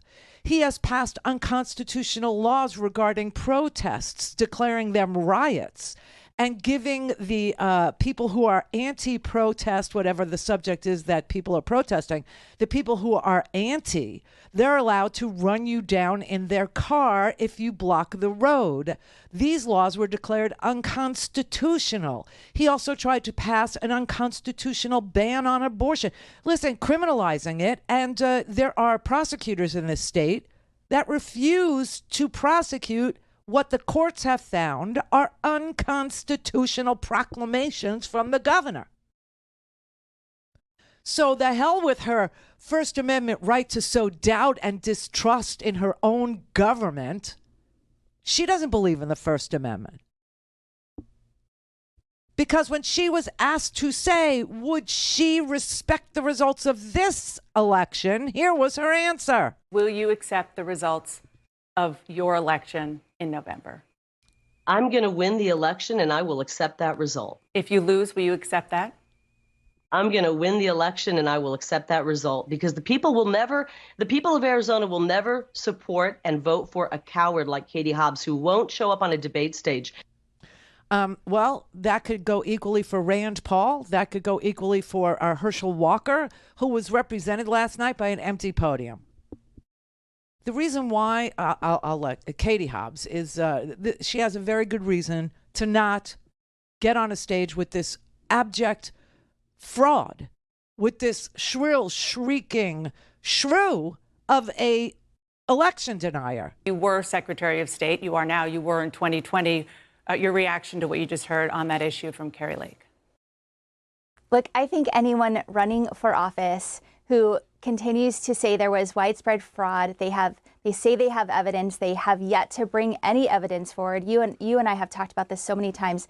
This is absolutely disqualifying.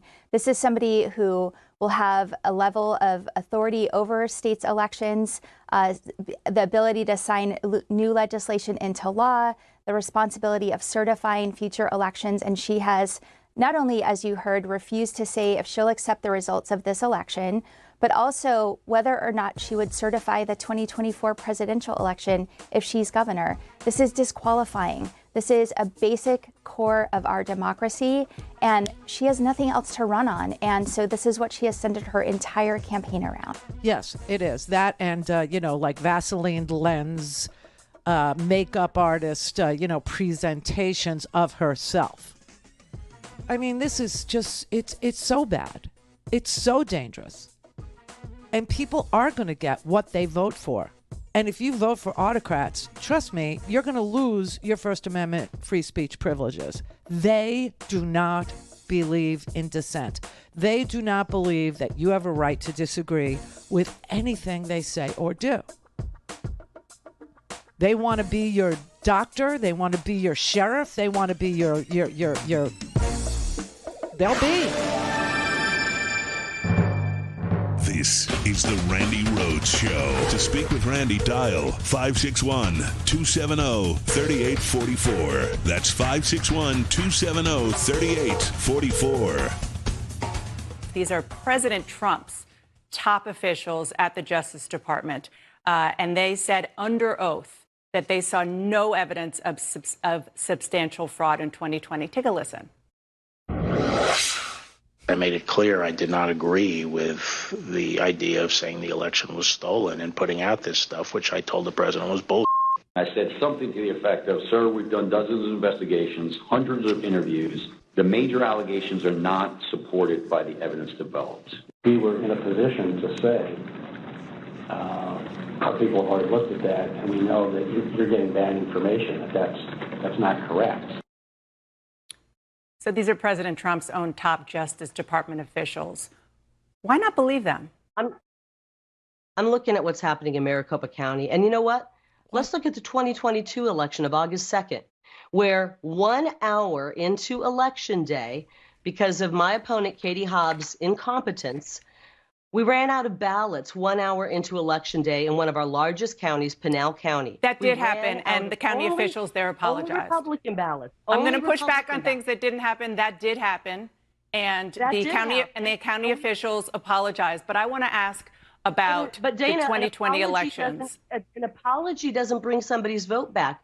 All I'm saying is we need to restore honesty and integrity and transparency to our elections. But isn't apologizing doing just that? You're right, it doesn't bring votes back, but at least that is transparent. That is transparent. So if leaders like you and President Trump are saying that the election was stolen, aren't you participating, contributing, even causing the idea of people thinking that the election is not safe and secure? No, we are going to make sure our elections are safe and secure for Democrats, independents, and Republicans alike. We want to know that our legal vote counted. We want to know the winner on election night. We don't want to be counting for 10 days. Do that. And we want everyone to know. But shouldn't count it? Don't you want your votes to be counted in trail? Don't you want your votes to be counted, no matter how long it takes in 2022 in November? Dana, I've been on the campaign trail for 503 days.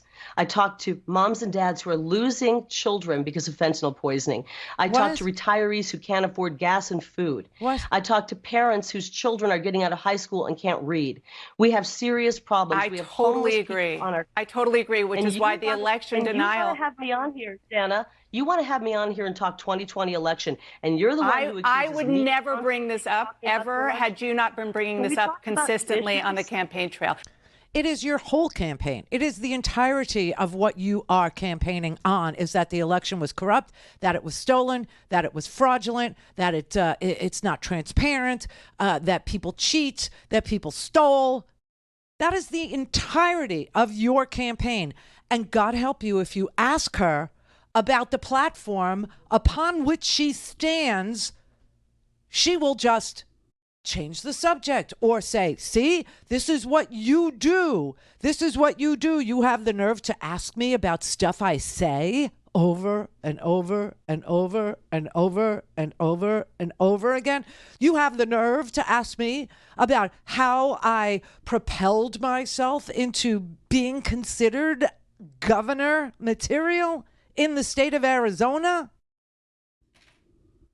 Why, the nerve of you asking me questions about where I stand on election transparency and on free and fair election. I mean, it is so painful to watch these people lie and assert that they know better than the Secretary of State about how to run an election, that they understand the issues that need to be solved, when all they do is manufacture problems we don't have and sell those problems to you so you believe we do have them. Do we really have a problem with transgender sports? Do we really have this huge incidence of men shaving their legs and then competing in women's sports? Because I don't see it. Do we have a problem with CRT being taught in our fourth grade classrooms? Do we have a problem with kitty litter boxes and children saying they're furries and they need a litter box put in their classroom? No, we don't. None of that is actually happening. These people are interested in creating issues that we don't have and not solving the problems we do. Marjorie Taylor Greene also had debate night. Now, she debated Marcus Flowers. Marcus Flowers is known to anybody who wants to know who Marcus Flowers is. He lives in Marjorie Taylor Greene's district. He has offered himself as a counterweight to her ridiculous lying, cheating, stealing, insurrectionist self. And they had a debate. They had a debate this weekend. And Marjorie Taylor Greene is proof positive of what I'm telling you. She confronted Marcus Flowers with the imaginary issue of genital mutilation.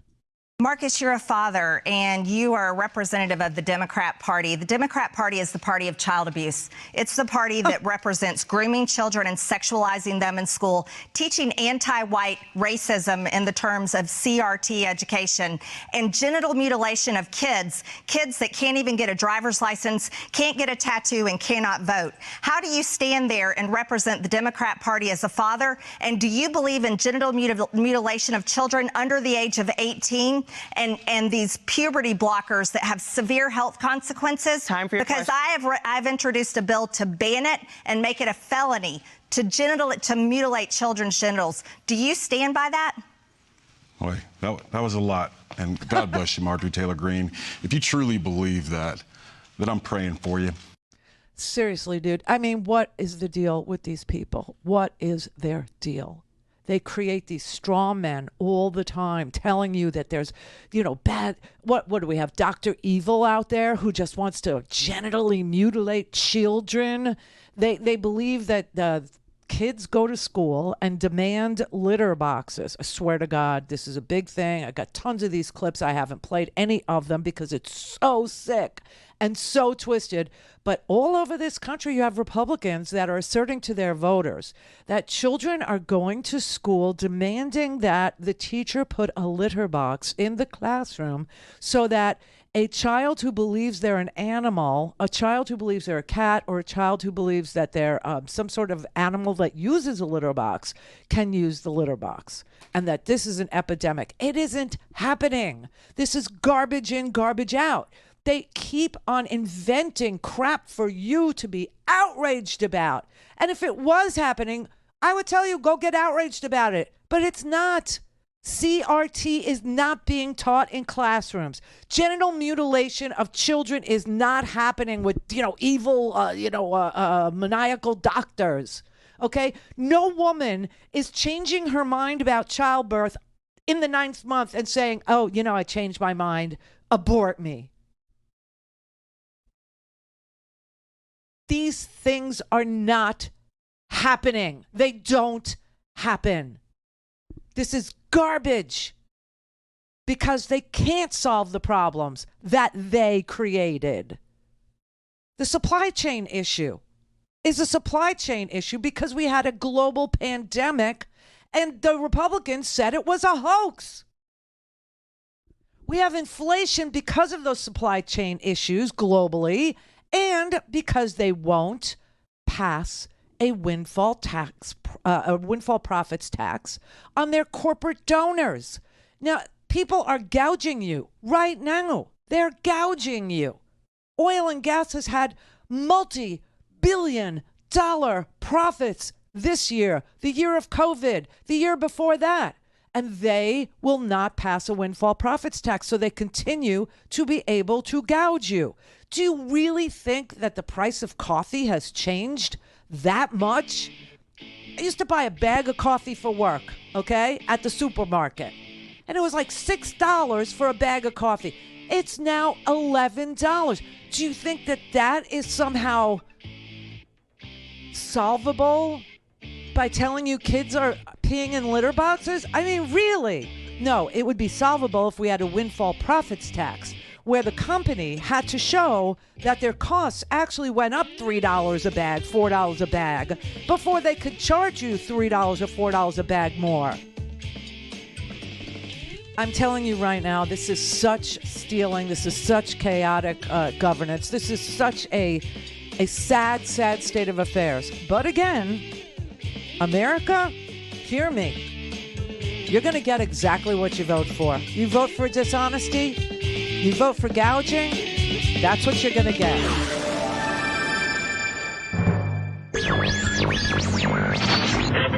Mary had a little lamb.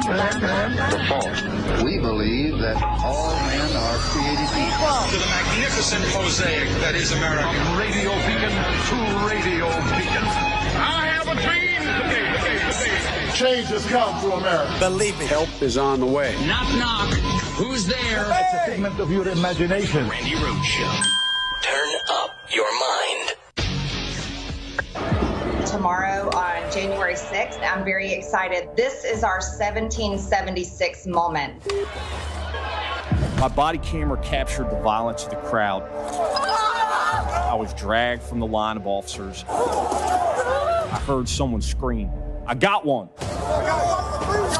They began to beat me with what felt like hard metal objects. You can't allow it to just transfer power peacefully. I heard chanting from some in the crowd, "Kill him with his own gun."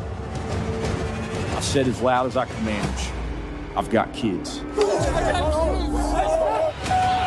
We have a sea of people. If we flood the Capitol building, go inside.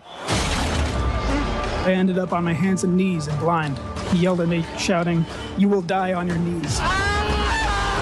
The people who breached the Capitol on January 6th are being abused. When will the witch hunt come to an end? One woman in a pink MAGA shirt yelled, "You hear that, guys? This voted for Joe Biden." Then the crowd joined in screaming, "Boo! You can't allow it to just transfer power the Capitol peacefully are being abused. This is our 1776 moment. The indifference is disgraceful.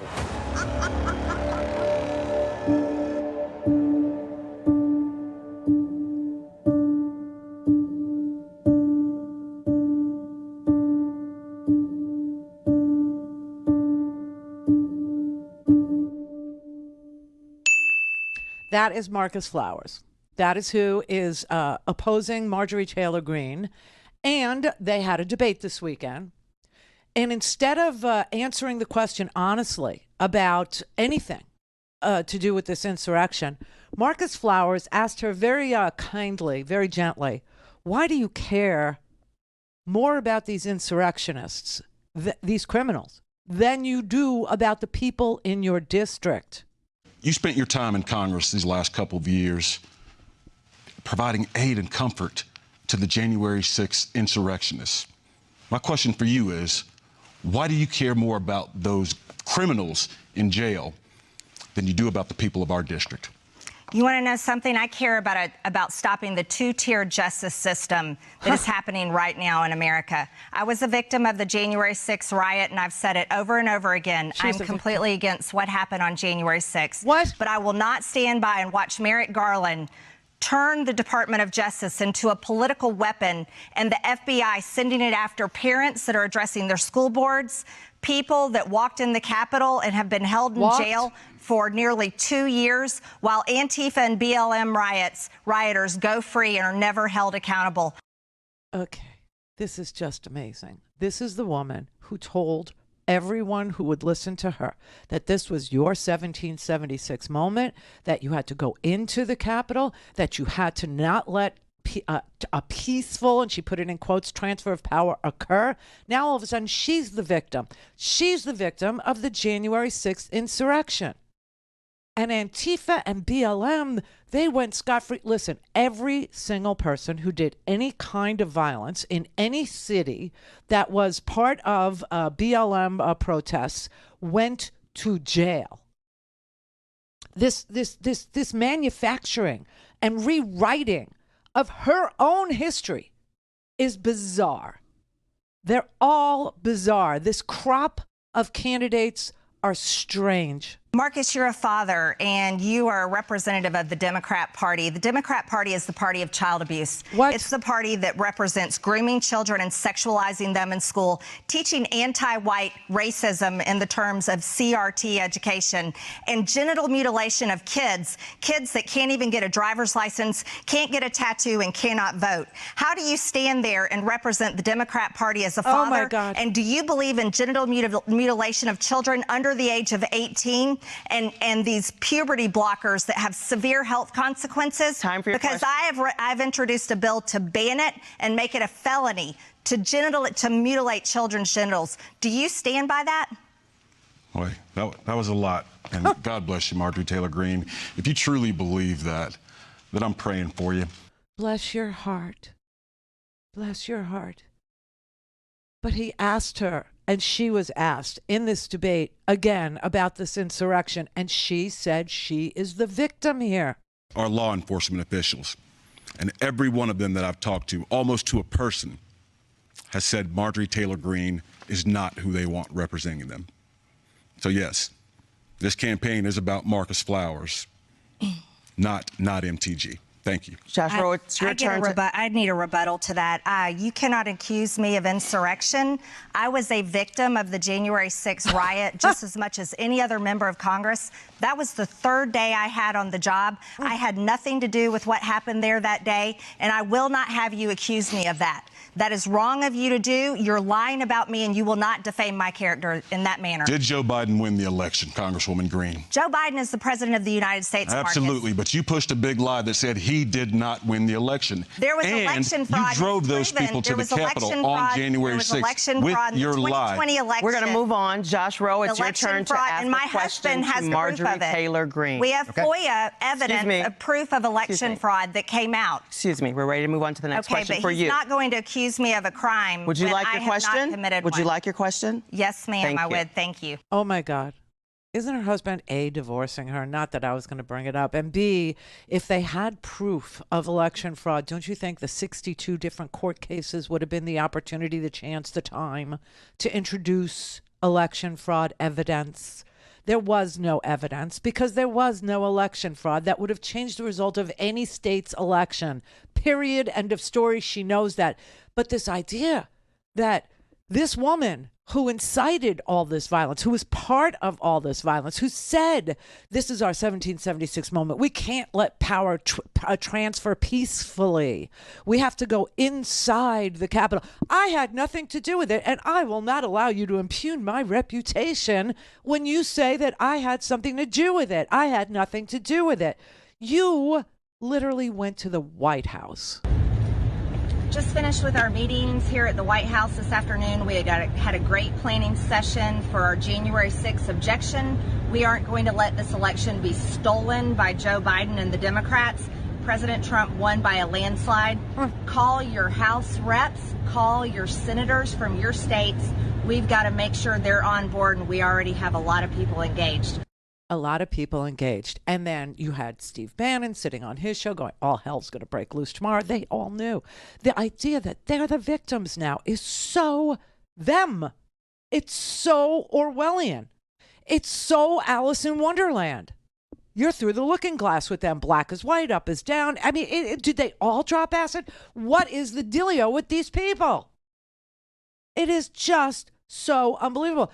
And then she had the nerve, the temerity to turn to Marcus Flowers and say he wants to defund the police while she's selling defund the FBI merchandise on her Marjorie Taylor Greene website. Congresswoman Greene, defund the FBI shirts and hats that you're selling, making money off of? Yes, the FBI that is targeting We're going to cut their mic.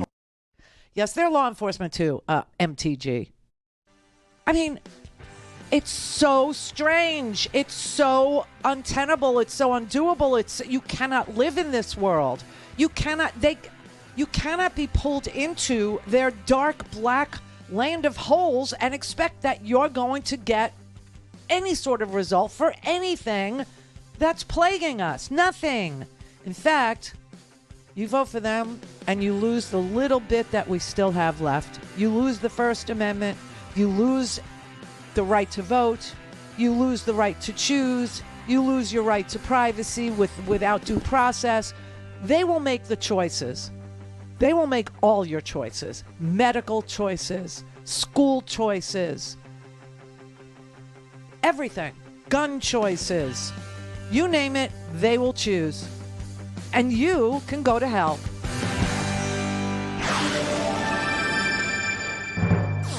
All things Randi at RandiRhodes.com. Go for launch. Speaking truth to power, the Randi Rhodes Show.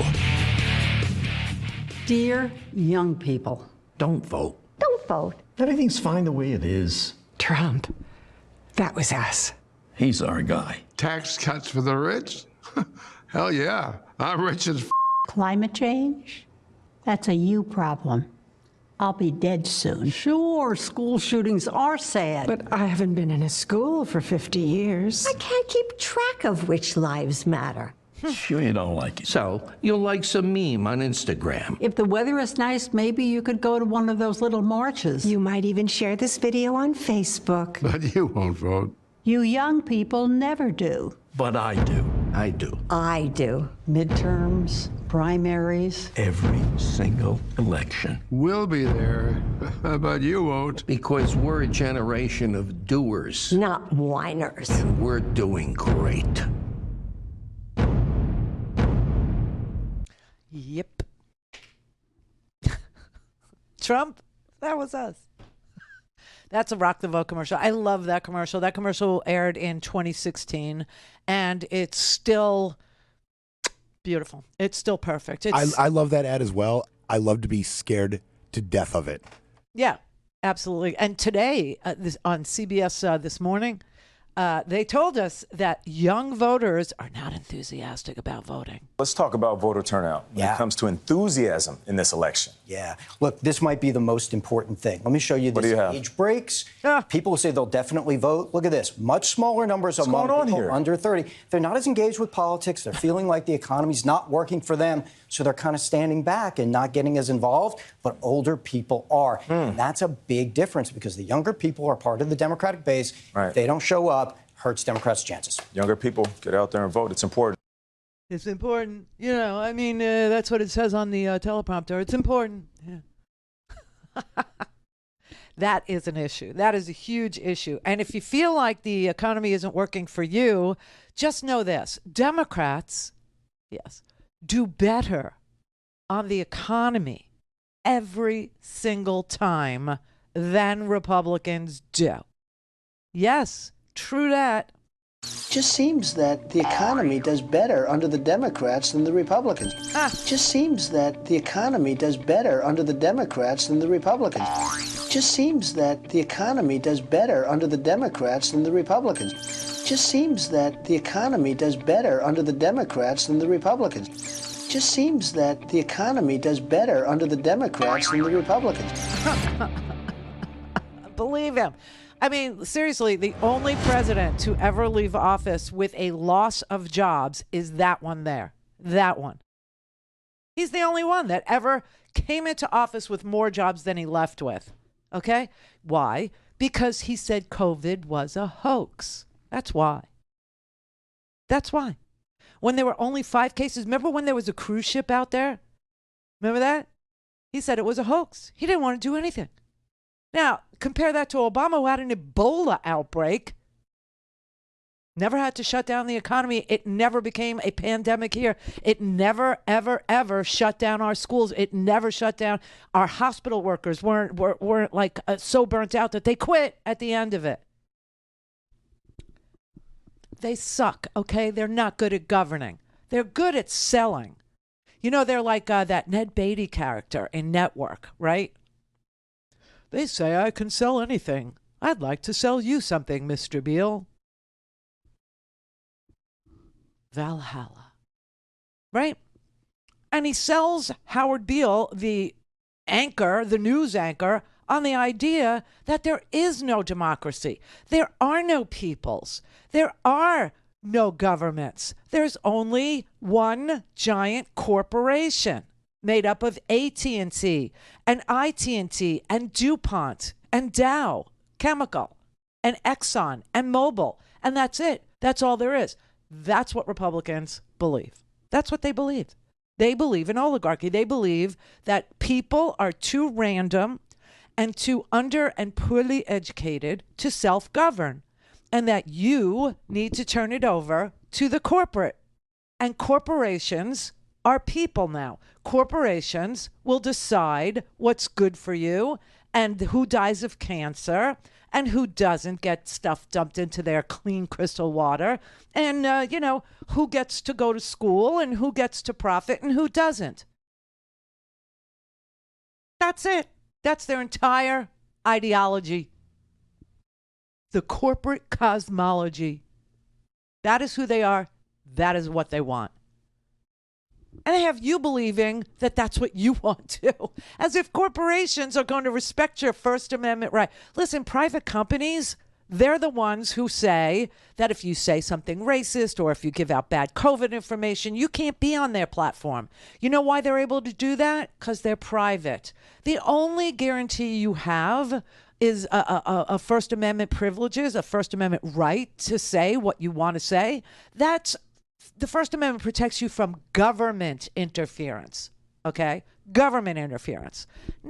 Doesn't protect you from Twitter's rules. It doesn't protect you from Facebook's, user agreement. Only the government. And guess where the government wants to interfere? They want to make the government so small that you could drown it in a bathtub or shove it up my vagina. Pretty. I know. Darren in New York. How you doing? Good. I guess you're just preaching to the choir here, and if I address anything you said, I'm going to be doing the same thing. So, honestly, I mean, you covered all the bases pretty well. I just want to bring up a couple points. One of them is you're saying the millennials and the Gen Xers, they're not participating in the voting process because they're not included in the economy, and you're right. But honestly, I don't think it's these right-wing nut jobs with their whatever they want to cover themselves over as white supremacists or whatever, Ku Klux Klansmen or whatever their shroud is that they choose. The fact is, we're Democrats and we're freaking lazy. We are progressives and we're freaking lazy because we like to do what we do with our brains. They're the ones that do all the blue collar bullshit, talking. But not me. I'm an outlier. I'm a local 3 electrician in New York City union through and through, tried and true, since I graduated high school. So I get it. And I have a degree in labor history that my union provided for me, along with my apprenticeship degree. So, darn, something's going to happen, and I'm afraid of what's going to happen. I'm 56 now. I have not worked since my husband died in 2016 because I can't go near the city anymore because I'm afraid. Because we're going to get hit again. That's all I got to say. Okay. All right, so I'm preaching to the choir. Democrats are lazy. What else? I don't know.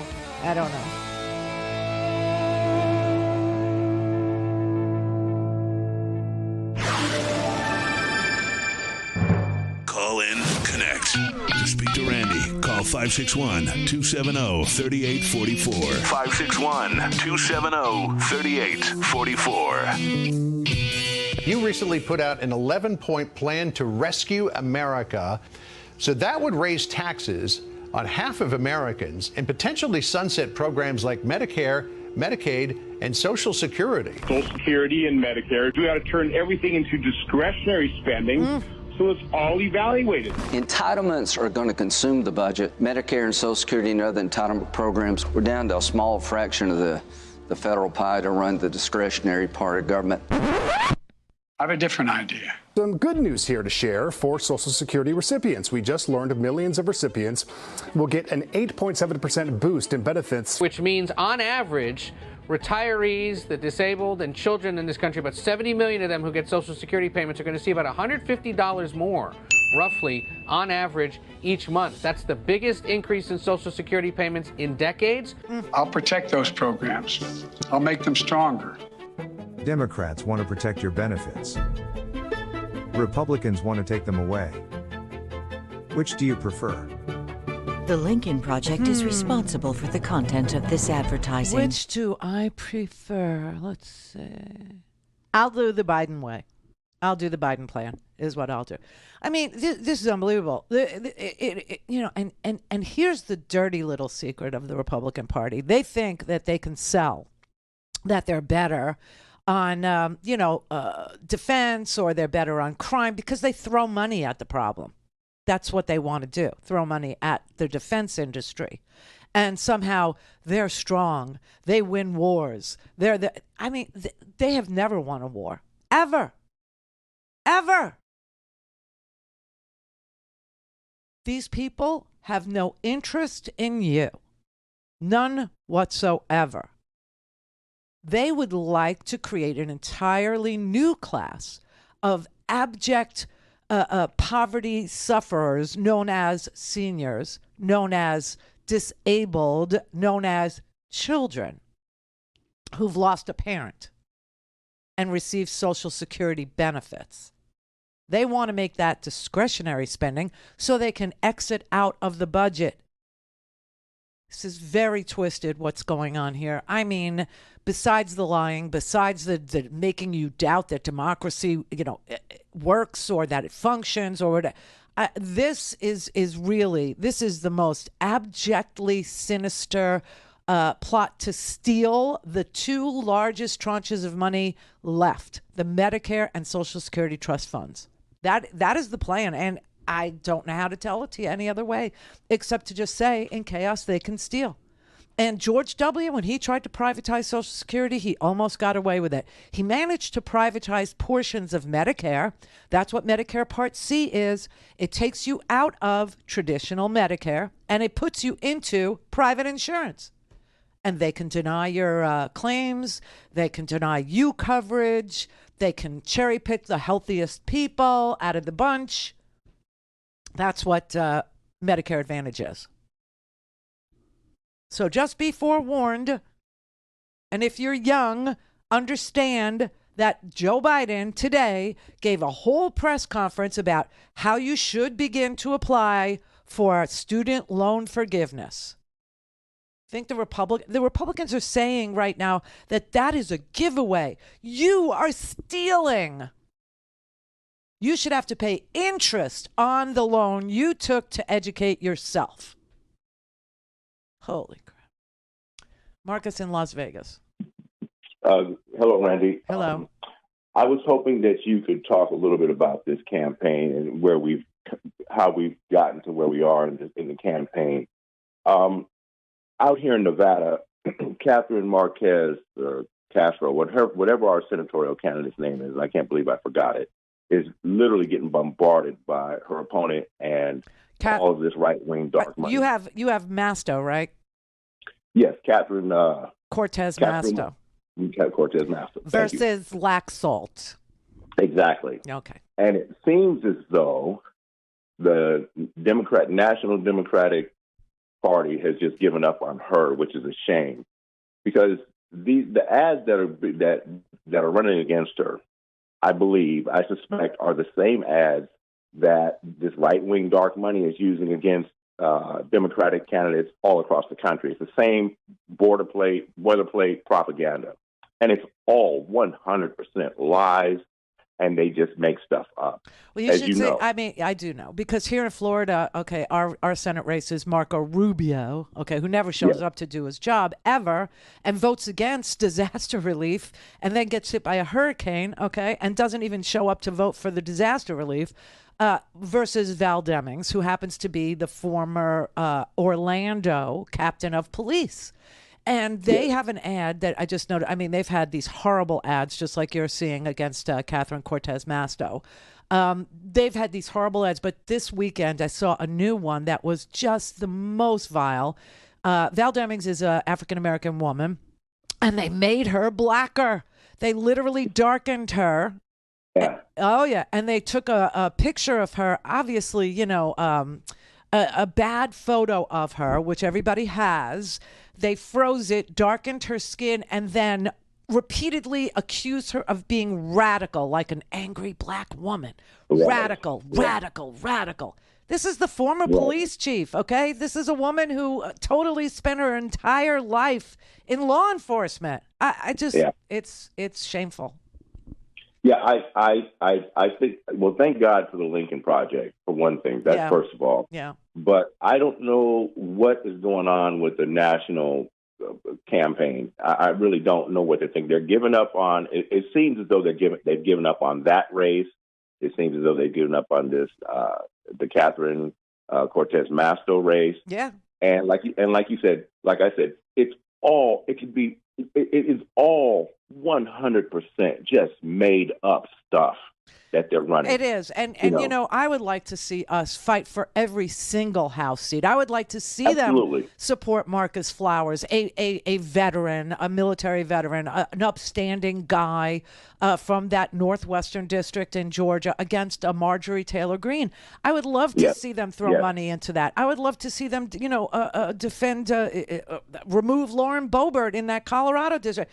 But, this is one of the issues I have always had with Democrats, and that's why I'm an independent. But I got to vote in the primary, so here it's closed, right? So you have to register as a Democrat.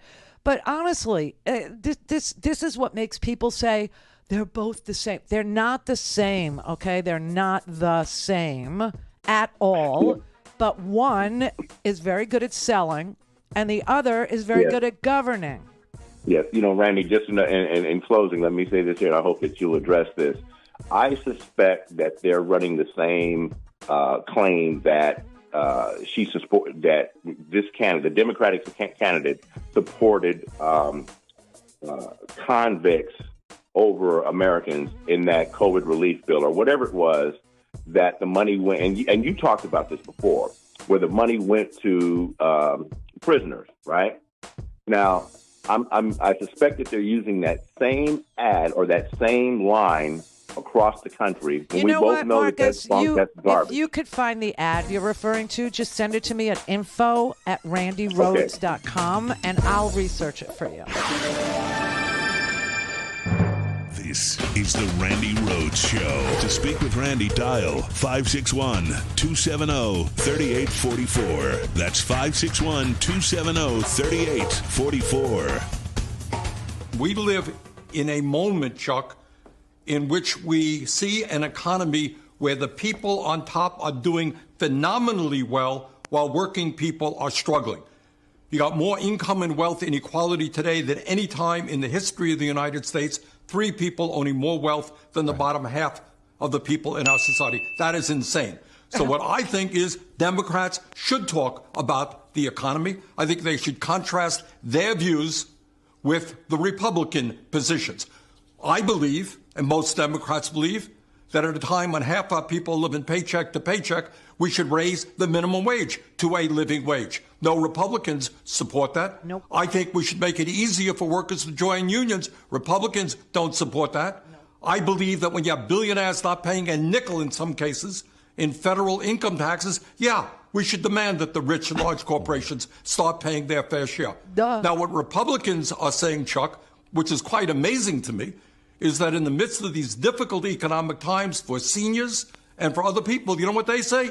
We got to cut Social Security. We got to cut Medicare. We got to cut Medicaid. I think that is grotesque, and I think Democrats have got to hold them accountable for those reactionary positions.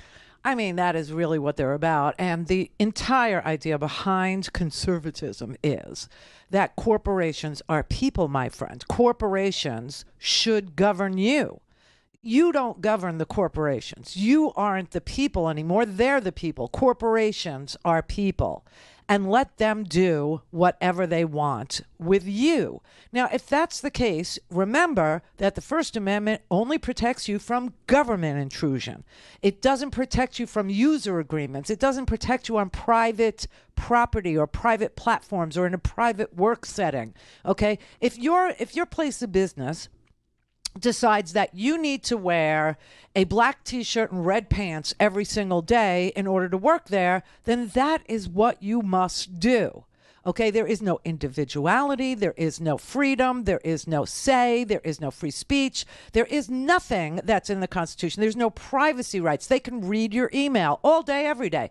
They can give you a company phone, and they can, listen to every phone call that you have. They can take the phone back and read all your text messages. That is the world in which the conservatives are comfortable. That is the world in which they view is a better world for ordinary Americans. That is how they see the world moving forward. That is their plan. It is what they want. No more people, no more privacy, no more due process, No more individualism, rugged or otherwise. No. No. Corporations are people. You are nothing. You are a cog in the wheel, period. And if you start to think that you're more important than that, we'll show you that you're not. It's who they are. It's what they do. And by the way, if you ever blame them for this ideology, they will play the victim. They will say that you're screwing with them. You're upsetting them. You're making them feel uncomfortable. Okay? And they're being victimized by you. Craig in Portland. Hi, Randy. Hi, Craig. I want to briefly have a learning moment about type 1 diabetes. So basically, there are two types of diabetes. There's type 2 and type 1. Type 1 used to be called like juvenile. Yeah. But they think it's technically a different disease. So the type 2 is insulin resistant, which means you need to supplement your insulin to help you reduce the glucose in your blood and allow your body to unlock it and be able to use that energy. This is because your body has created too much insulin, and it's now trying to fight against the amount of sugar that you're taking in on a daily basis. So effectively, it gets sort of tired and sleepy. Your pancreas. There is an entire article on RandiRhodes.com in the homework section today for anybody who wants to learn anything about type 1, type 2 diabetes. It's there. It's written in English. It's understandable. And Herschel Walker's an idiot.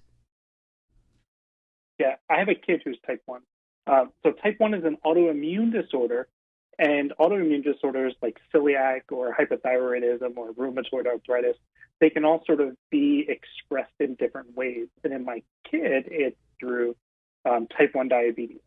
So basically, her autoimmune system attacked her pancreas until it failed. And at that point, they can no longer create insulin on their own. So at that point, they become insulin dependent.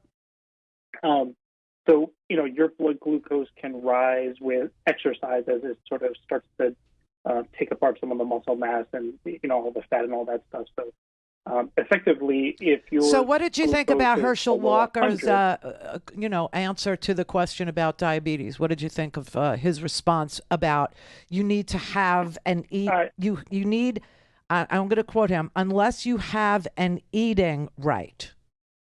I don't know what that means. So what he's saying is true for type 2 diabetes. It's manageable with a good diet. Eat a lot of vegetables, reduce the amount of carbs. You're totally fine, right? You really won't. No, you're not. My mom is type 2 diabetes, and she is not insulin dependent, but she has to take metformin twice a day, every single day, to manage her blood sugar. And, she's a 92-pounder. She's a tiny little thing. So he's wrong there, too. But she takes it with meals, right? She takes it with meals when she takes No, she takes food. it in the morning and at night before she goes to sleep. So, yeah, everybody's different, okay? But he's an idiot, Herschel. Dave in Arizona. Yeah, the caller from Nevada that was talking about them using that $1,200 payment, it ends up, they're doing the same in Arizona on Kelly in one of the ads. Not sure which one of the groups was sponsoring it since I hadn't looked that close, but they're saying again that it ends up, if you want your money and you're a convict, just ask for the $1,200. Just contact John Kelly, and it ends up it's going against that COVID stimulus. And well, the reason why I asked him to send me the ad was very specific, and it was so that I could see who's paying for it. Yeah, and I'll try and catch the one here when it runs because it's always in the ABC News block 2 or 3 times. So it ends up, I'll look as well. But yeah, they're using it across the group there. Well, they need to make you afraid of something. And the two things that work really well in that particular scenario is that a convict is somehow getting money you didn't get. So somebody's getting something that doesn't deserve to get anything, is getting something more than you got. And the other thing is, convicts. It's scary. It's, it makes you think of Willie Horton. It makes you think of crime. And, they have no plan to fight crime. Crime has been falling since the 90s. You would never know it to watch this campaign. Right, and that's it. It's just that they're taking, and how we say, making it sound like it was just him wanting to do it. They don't acknowledge that every other senator that voted for the COVID relief voted for the exact same thing, and that's what really needs to get out to push back. If we could push back more instead of letting this just ride, because immediately I get somebody who ends up saying they heard that and that's it, not knowing that every one of their Republican senators did the same thing. Okay, well then, what can I tell you? The ad is working. It's sad. It's sick. It's stupid that anybody would believe anything that they see, in an attack ad paid for by the Republican Party, who has lied to you repeatedly about the most core functions of this country's democracy. So why would anybody take them seriously in some sort of a dark ad with a, voiceover guy? Right, and that's the big thing, that it ends up here just, always trying to take and say, how come they're never promoting what they're for? They're only taking and pushing scared right, media and they're not things interested in any of your problem. They weren't interested in solving the COVID dilemma. They weren't interested in educating you about, COVID.